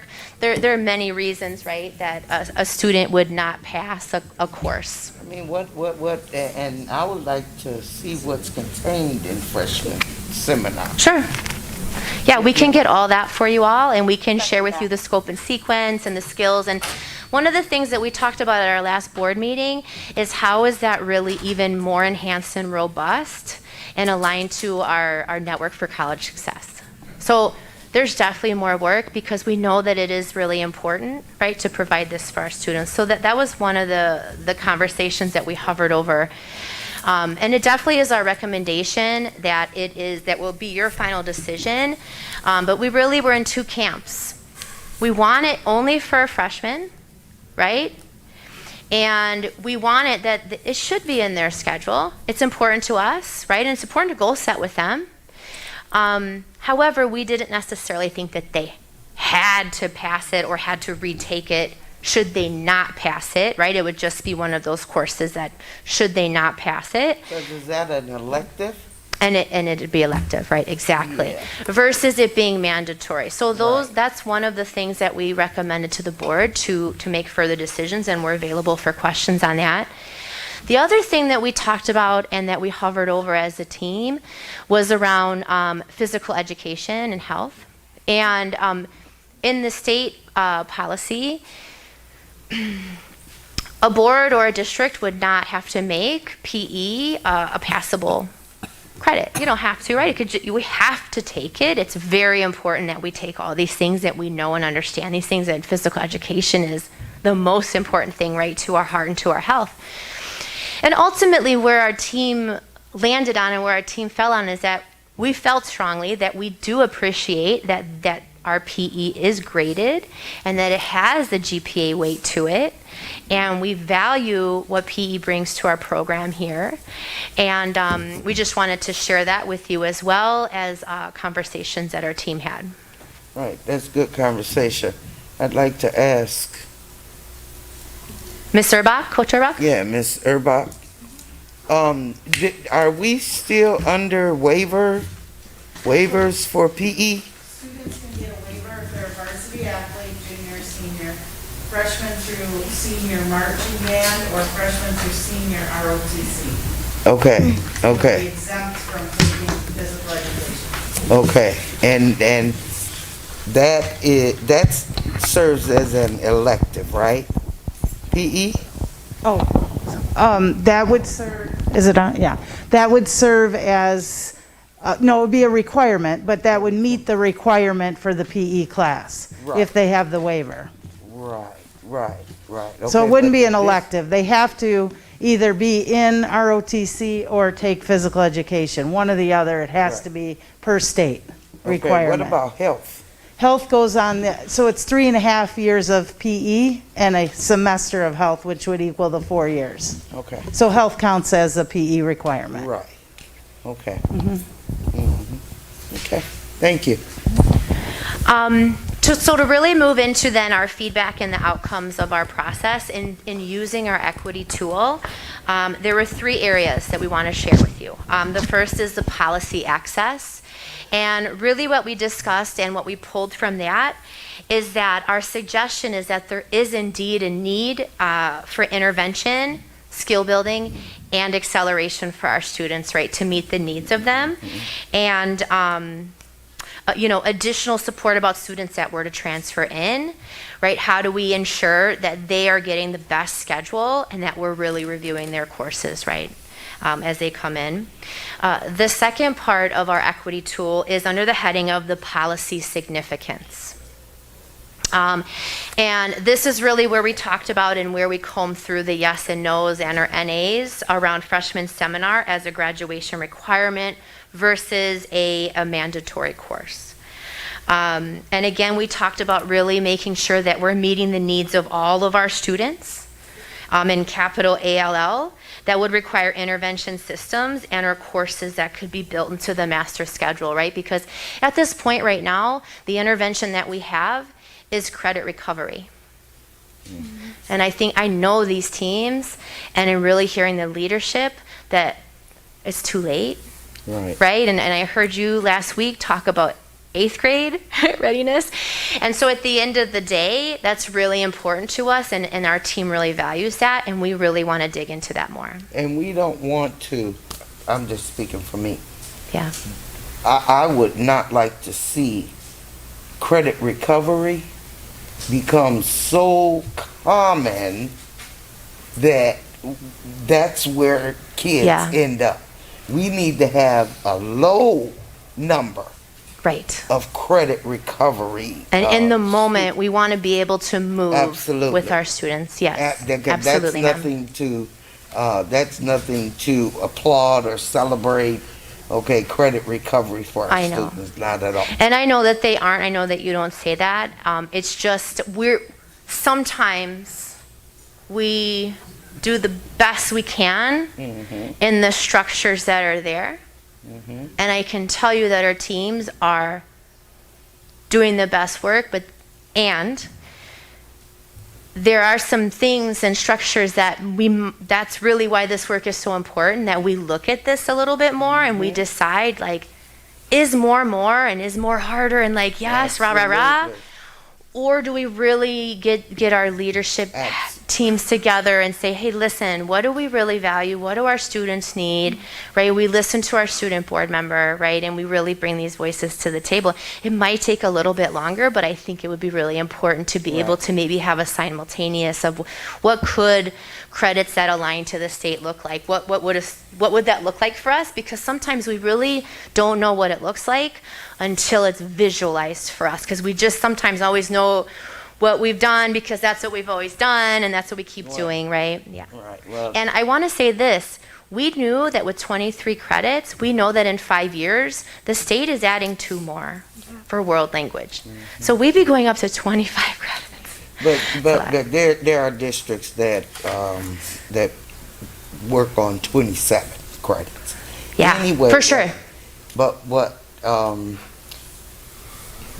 I'm kind of confused because, like, at the end of a freshman year, right? There, I guess a freshman on track would have, like, what, 5.5 credits? They could have 7. They could actually have 8 if they took the first period. Okay. They could have up to 8. So then it is no longer the 5.5 credits. It's above that. Yes. For freshmen on track.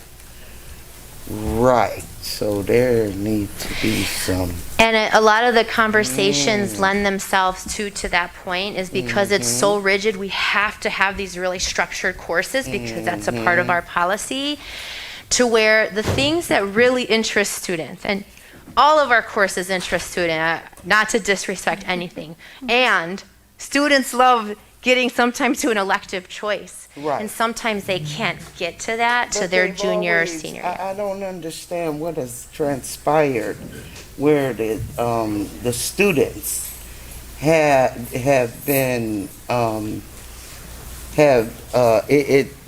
they can't take electives anymore, because that's new to my ears. No, they do have they can take electives. And they do take electives for sure. But if you're in a monolingual class, you can take up to one elective. That would be a world language, a CTE, right, or a fine arts elective. Most students would take or choose one because that is our policy, that they need 2 courses of that. And if you're in a bilingual, they necessarily can't even get to that world language, fine arts, or CTE credit until their sophomore year, because they have an even more rigid schedule. So can I? And I'd be also happy have to share comments all or that with questions? you. I have a day in the life of each schedule. I'd be happy to walk that through, especially with our school leaders, to hear their voice too. Ms. Wozniak? So nobody uses summer school for credit recovery anymore? We do use summer school. Yeah, we do use summer school.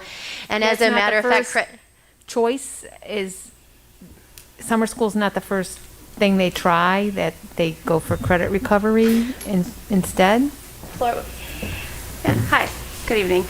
So we feel that it's in the student's best interest sometimes to do credit recovery as quick as possible. So if a student fails first semester Algebra 1, we don't want to set that student up for continued failure. So we do try to put them in a 1-course credit recovery second semester in a virtual class if we can have that built in into their schedule. We do use summer school as an opportunity for students to recover credits. There are some barriers to that, right? Sometimes we can't get enough staff to invite all students, as many students as we would like, to summer school. Summer school is also not compulsory, so if a student or parent elects not to attend summer school, we've lost that student. So sometimes the best opportunity for students to recover those credits is to do it during the school year virtually. So it's an either or. You don't. It can be both. You don't try and send them to summer school. They are invited to summer school. Yes, they're asked to attend. Sometimes it's strongly encouraged, wording required, but yes. Okay, thank you. Yeah, so I just wanted to go ahead and make a couple comments. I think what, kind of going back to Ms. Hannah's initial point about the electives, and what I want the board to consider is that if you're even as a first year student entering the high school, every year gets harder if you fail a class. Right.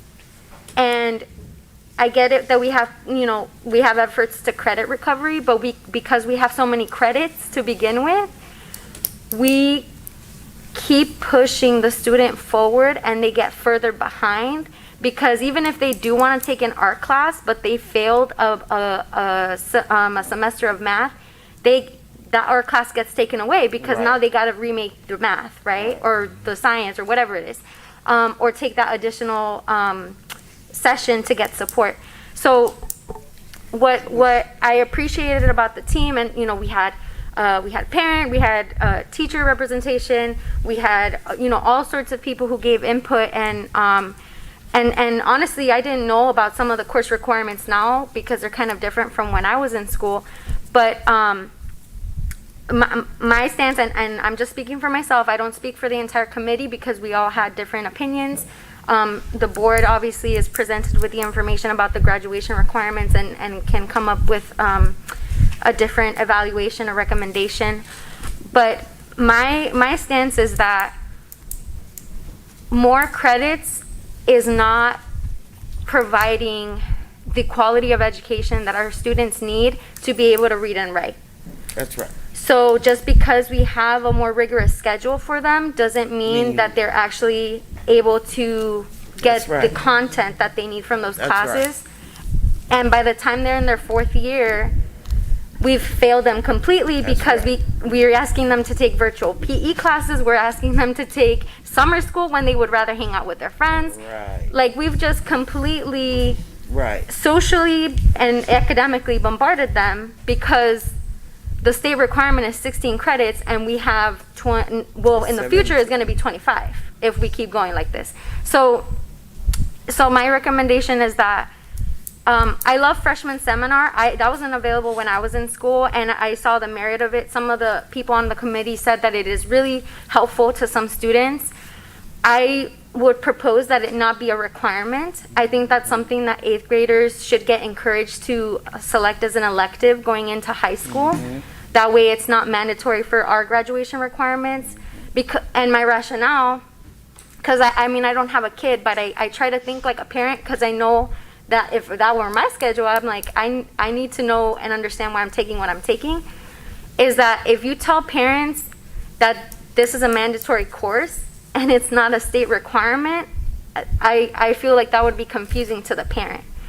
And if it's needed for graduation, but our seniors have to take it, or our counselors and our staff have to waive it and have additional documentation, I think it's more work than if they just had the option to opt into it as an elective and get the elective credit. So that's my first proposal. Second proposal, or I guess amendment to the recommendation, again, is my own. The committee had a different recommendation, and it's available on the item. PE, we should not have students retaking PE. I think it's like a first come, first serve type of thing. If they pass, which hopefully they do pass, I don't think that they should make up the year and have 2 PE classes or have to make that credit up.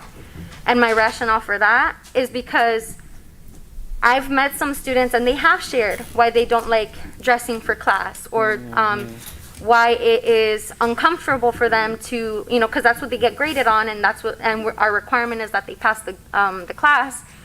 My thing is that different from middle school is we require our high school students to go into gym almost every day. That's not the case for health. That's not the case for JROTC. That's not the case for band. I was a JROTC cadet. We would do gym every week, once a week, and that was it. Gym is an everyday thing. Sometimes they don't bring their clothes. Sometimes they want to look cute. They don't got an outfit to change. There's a lot of different reasons. And I think we can reshape the way gym is done to be more accommodating to students, because it's also like an ability type of thing. If it takes you more to be involved and participate in class, it could be intimidating to be with other students that are already athletic. So my thing is that I hope in the future, and this is not a one-time thing, we can rethink the way that gym is done, but we should not be making up credits, because gym class is gym class. And if I'm failing math, but now I have to also retake gym, I'm 2 credits behind. Right. And it doesn't make sense to have virtual gym and in-class gym and all that stuff. So consider freshman seminar as an elective. Consider gym as like a one-time requirement every year. If you fail, you fail. It already hurts your GPA, but by the time you graduate, it shouldn't be holding you back. And then those were my 2 main recommendations in terms of this policy.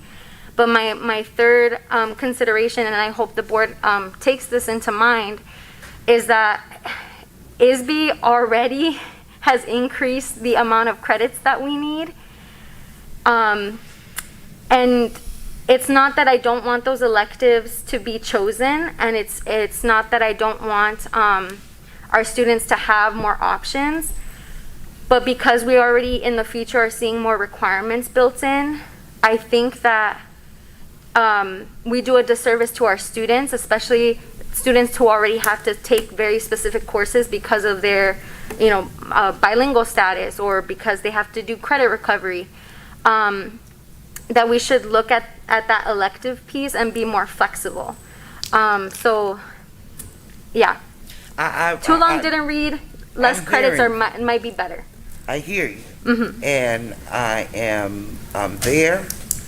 And what I want to do, I want to see what freshman seminar, what it entails. I mean, what, you know, I know there is a benefit, I already know that. Yes. But what benefit are the students getting out of it? Could it be something that is, it's like maybe, just off the top of my head, 8th grade, right? 8th grade gets the first part of that. When they get into freshman year, they can take a semester with the last part of it. Something like that, to get the 8th graders ready to become freshmen. You know what I'm saying? Yes. And that, so that would, high school readiness. Yeah, and that would be, we are matriculating them into high school. You know, as for freshmen. Right. You know, get that first part, whatever that first part of freshman seminar is in 8th grade. The maybe last semester. Whatever, in 8th grade. Yeah, it's a perfect time to actually to even just bring that to our 8th grade team, right, with our middle school redesign, because they're actually within the pillars of their research, not to derail, right, but just to speak to that, it is the conversations that we're having with student advisory, with student agency, student council. So it's a perfect time, Ms. Hannah, as we're creating these goals, right, to continue our goals from where we are and where we want to go. So I'll definitely reach out to you, okay? Yeah. One thing that we wanted to share and that we think is really important to note is that this doesn't take away from the possible opportunities of credits that students can gain beyond 22 or beyond 23, right? And the more tassels that students have, we're going to go for that, right? That's the hassle, right? It's been a hassle for the tassel. I've seen all those hats, right? So at the end of the day, we want to make sure that we're meeting students' needs, that we're pushing students, and that we're providing all those doors and we're opening for them. One last thing that I just wanted to say, I know I noted it briefly in the beginning, is that when we were looking at other districts, the way that those policies read seemed to be a little bit cleaner with less verbiage, right, around course substitutions and course rewarding. So this group has actually taken a lot of that language of how we earn credits and what our courses are and the descriptions of those credits, and we have on the table right now an extension of this group, which is rewriting a brand new policy, not rewriting, but writing a new policy. So we're in the process of that right now, and it's a beautiful marriage between this one and what that number will be, which will be in the near future for you all. So that one's called Course Substitutions and Awarding of Credit Policy. So I think that really should be on the table if you want these two coupled together and that they move forward together. It's really going to depend on our next conversations with one another and where we want to go. But our final recommendation, especially at the bottom of our equity protocol tool, is that the implementation, the data analysis and review. So it's really for you to review and to sit with us and just to look at the data that we have, to sit with the school leaders and really talk about some of the barriers that are in front of our students. And what do we really value as a board and as a district, right? Do we value that more is more, or do we value those more rich courses, those AP, the dual enrollment, the work study program to meet where students are and to meet what their needs are? That's ultimately the vision of what we all need to land on together, and how we need to go forward for our students. Do you have additional questions? And I think, and I'm sorry, Ms. Leguizamo, we don't have concurrence. We still have another policy review. We wanted to give the opportunities because last time we had to hold this information, and so I know it's one thing to see it on a slide. It's another thing to actually hear from the team that worked on it. And so Right. So what I wanted to do was give the other team an opportunity to at least present, and then Board of Education, and a subsequent meeting, Kathy, we can seek guidance on what changes we actually want to implement. These are big steps, as Ms. Hannah has reminded me, so we're not rushing it because it is important, right? And it's important work, and so we respect the work that you all did. The board is digesting and understanding now better why you guys made some of the recommendations that you had, and some of the things you said, Board of Ed, that's you. So, Right. you know, thank you. You're welcome. And what we're going to ask now is that 18B just do the presentation tonight, then we have the expulsion proceeding, and then I'm going to ask that we adjourn. Yeah, and can I just say one thing? Ms. Fields is leading this with the equity and stuff. And just a suggestion, if you have not already did it, is that ISB has sample policies. They're a great resource when it comes to policy, okay?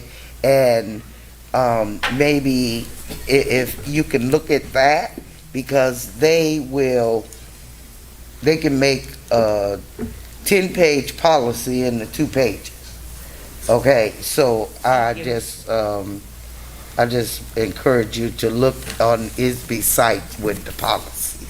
Thank you. Ms. Hannah, I will say, and to all board members, we do provide the work group with the IASB press policy samples as they're doing their work, so they have had those. Thank you. Good evening, Superintendent Placencia, President Ewing, board members. I'm Dr. Stephanie Jensen, the principal at Cook Magnet School, and I'm serving on the Curriculum 5201 Policy Committee review under our chair, Ms. Ambrosio. She had to leave for the evening. I have Mr. Berry here with me, Ms. Tasia Fields, Dr. Cesario, Anna Londoño, and Mr. Riddle are all members that have served on this committee with us. Other members are listed as well, so that all stakeholders were present when we met. Thank you, Mr. White. Just a quick overview of the progress of the work group process. We reviewed the multiple definitions of the word curriculum to make sure that we came to a concise and equitable term. We utilized the equity review tool, which was provided by Ms. Fields. Then our policy recommendations went to the Equity Advisory Committee. It also went through legal review. Thank you, Ms. Vanderbroek, for that. And then it came back to the whole group so we can implement any suggestions and have another conversation about what needed to be updated or revised in the curriculum policy. Some of the feedback that we received and that we utilized to review this policy, part of the process on the equity review tool that we took was that each member shared out from their respective lenses. The tool guided the work and allowed for hand-in-hand work and conversation around different aspects of curriculum. It was great to have feedback from lenses of multiple stakeholders. The system for feedback set up nicely for checks and balances by having our committee and then also having the Equity Advisory Committee and then coming back as a whole. And then the equity tool kept us focused and anchored in the work to make sure that we were all on the same page. The feedback that we received from the Equity Advisory Council then again kept us focused and anchored in the revisions. The feedback from the EAC offered great and valid suggestions and wonderings. We had feedback from the lenses of multiple stakeholders again, and then it allowed the teams to work collaboratively towards the same goal. Attached, you are able, when you review this, attached to the agenda, to click on either of those images and they'll bring up the full tool for your review. But just to go over it quickly, the current policy did not recognize the diverse population. It was missing things such as the WIDA standards that address our needs of our EL students, as well as culturally responsive texts. There were legal updates that were needed due to new mandates. Alignment to the district's educational philosophy was needed. Alignment to our district's commitment to equity was also needed, and an established definition of curriculum for all levels pre-K through 12. The Equity Advisory Council also came up with that the curriculum reviews should be intentional and conducted on a regular basis, not just once in a while. Ensure digital citizenship is age and developmentally appropriate, so technology standards are now also mentioned in this policy, and maintaining research-based curriculum as a priority. The policy recommendations that we came up with after the process were that all decisions were guided through the lens of the equity tool, and that we established a definition of curriculum, added English learners to the policy, considered all learners, including diverse learners in the policy, and made sure that we updated any terms to be gender neutral. The curriculum policy is attached to the agenda for your review. And I know this is the second read, so I don't know if you have any questions regarding the policy, or if Mr. Berry or Ms. Fields have any further input. No, I think curriculum has been a major focus, and thank you guys for the work that you did. I wanted to make sure that we got to hear from you, your thinking, and you sat through a couple of these meetings now, so we wanted to make sure that we heard that this evening. Board of Education, I think we can digest it now, and we'll work to gain consensus with Kathy if there are any changes or recommendations. I know Ms. Leguizamo has already provided some, and I'll ask any other board members that have some to send them to me and include Kathy, and we can try and incorporate it into a discussion to seek board consensus. We now are at item 20. Just to be clear, Mr. Board President, I apologize. I just would like to understand a little bit more on the procedural on this. So, us board members, we probably have some ideas in regards to either one of these policies. Now, not really more policy updates, but more like ideas, right? Just wondering if it was thought of type of thing. So if we have those types of questions or concerns, will that go back again to the committee, or is that something that it would be more discussed as a board and as maybe like a lead of the committee? Yeah, so just discuss as a board, I would say, versus having the committee relook. So if there's a specific question, I guess that'll determine how we proceed, Ms. Leguizamo. Yeah, because that's board work. Policies are board work. Right, and we understand that. I understand that. But I'm just trying to understand procedurally how we're going to go about this, right? Because we have a ebb and flow roadmap through this equity tool. And so I'm just trying to get some clarity on the procedural. Yeah, so they have reviewed it with their equity tool. It's now in the boards of education's hand. They have their recommendations. We'll review it. So if there's a specific question that needs to go back to the committee, I think the superintendent will facilitate that. Otherwise, send your recommendations to Kathy and I, and we'll seek board consensus and try and get this taken care of. All right. Thank you. We are now at item 20A, expulsion proceedings for student 361. It is the recommendation that the Board of Education adopt the resolution concerning the discipline of student XXX 361 as set forth in the hearing officer's report and supporting documents pursuant to its authority under Section 7C9 of the Open Meetings Act as read. We have a motion. Or read the resolution. Go ahead, Ms. Wozniak. Okay, the resolution.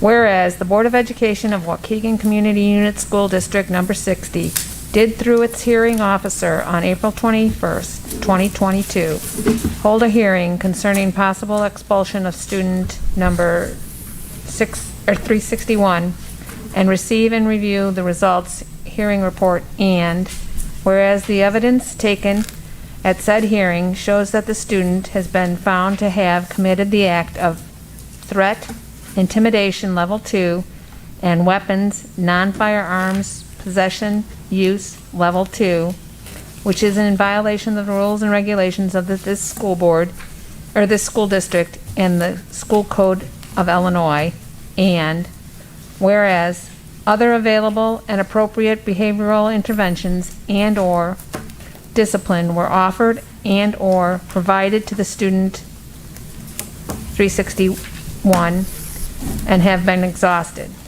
Now, therefore, it is hereby resolved that 1. The whereas clauses are adopted herein by reference as findings of the board. 2.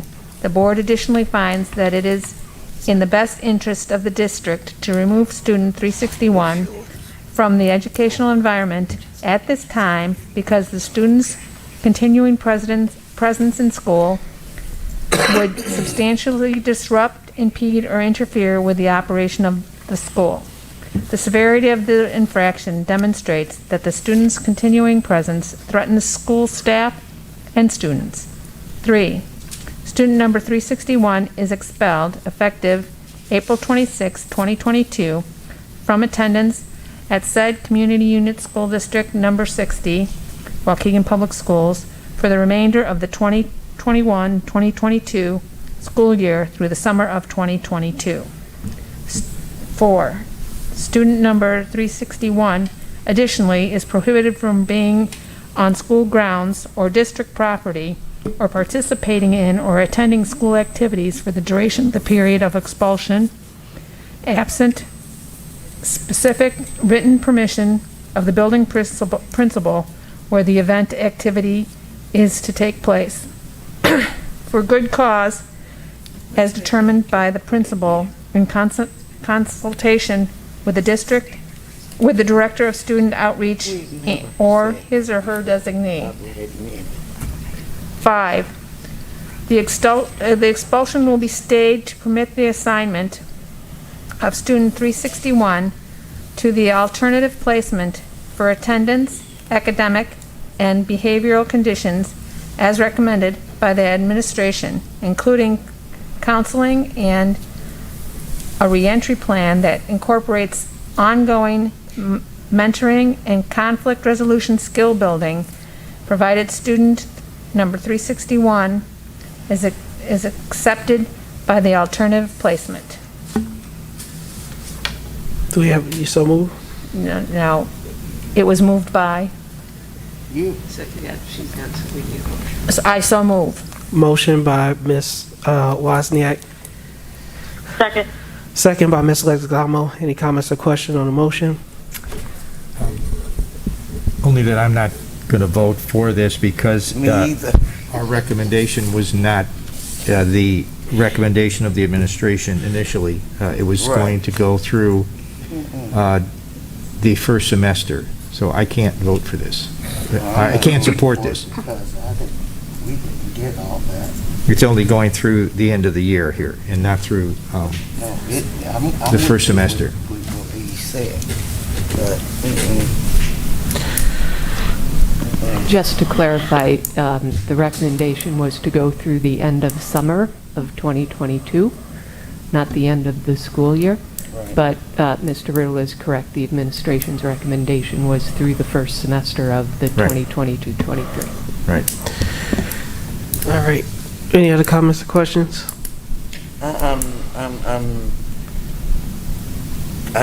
we never did have that clause in there regarding students not being able to come on the property. That's standard Yeah. in most expulsions. All the ones that I've been. So I Yeah. get that, Ms. Sanders, but yeah, that one has been, we haven't done a lot. I'll give you that, especially due to COVID. But that was always one of the conditions that was listed. I'll go back and I'll look. But yeah, we got a motion, we got a second. Roll call vote. Mr. Riddle, No. Ms. Callahan Wozniak, Yes. Mr. McBride, Yes. Ms. Gonzalez, Yes. Ms. Hannah, Yes. Ms. Leguizamo, Yes. President Ewing. Yes, item approved, motion carries. The hour is late. Unless there's any burning thing that the Board of Education member wants to say. Home. All right, motion to adjourn. Second. Motion by Mr. McBride, second by Ms. Gonzalez. All in favor signify with aye. Aye. Any opposed, nay. Aye. Meeting is adjourned. Thank you.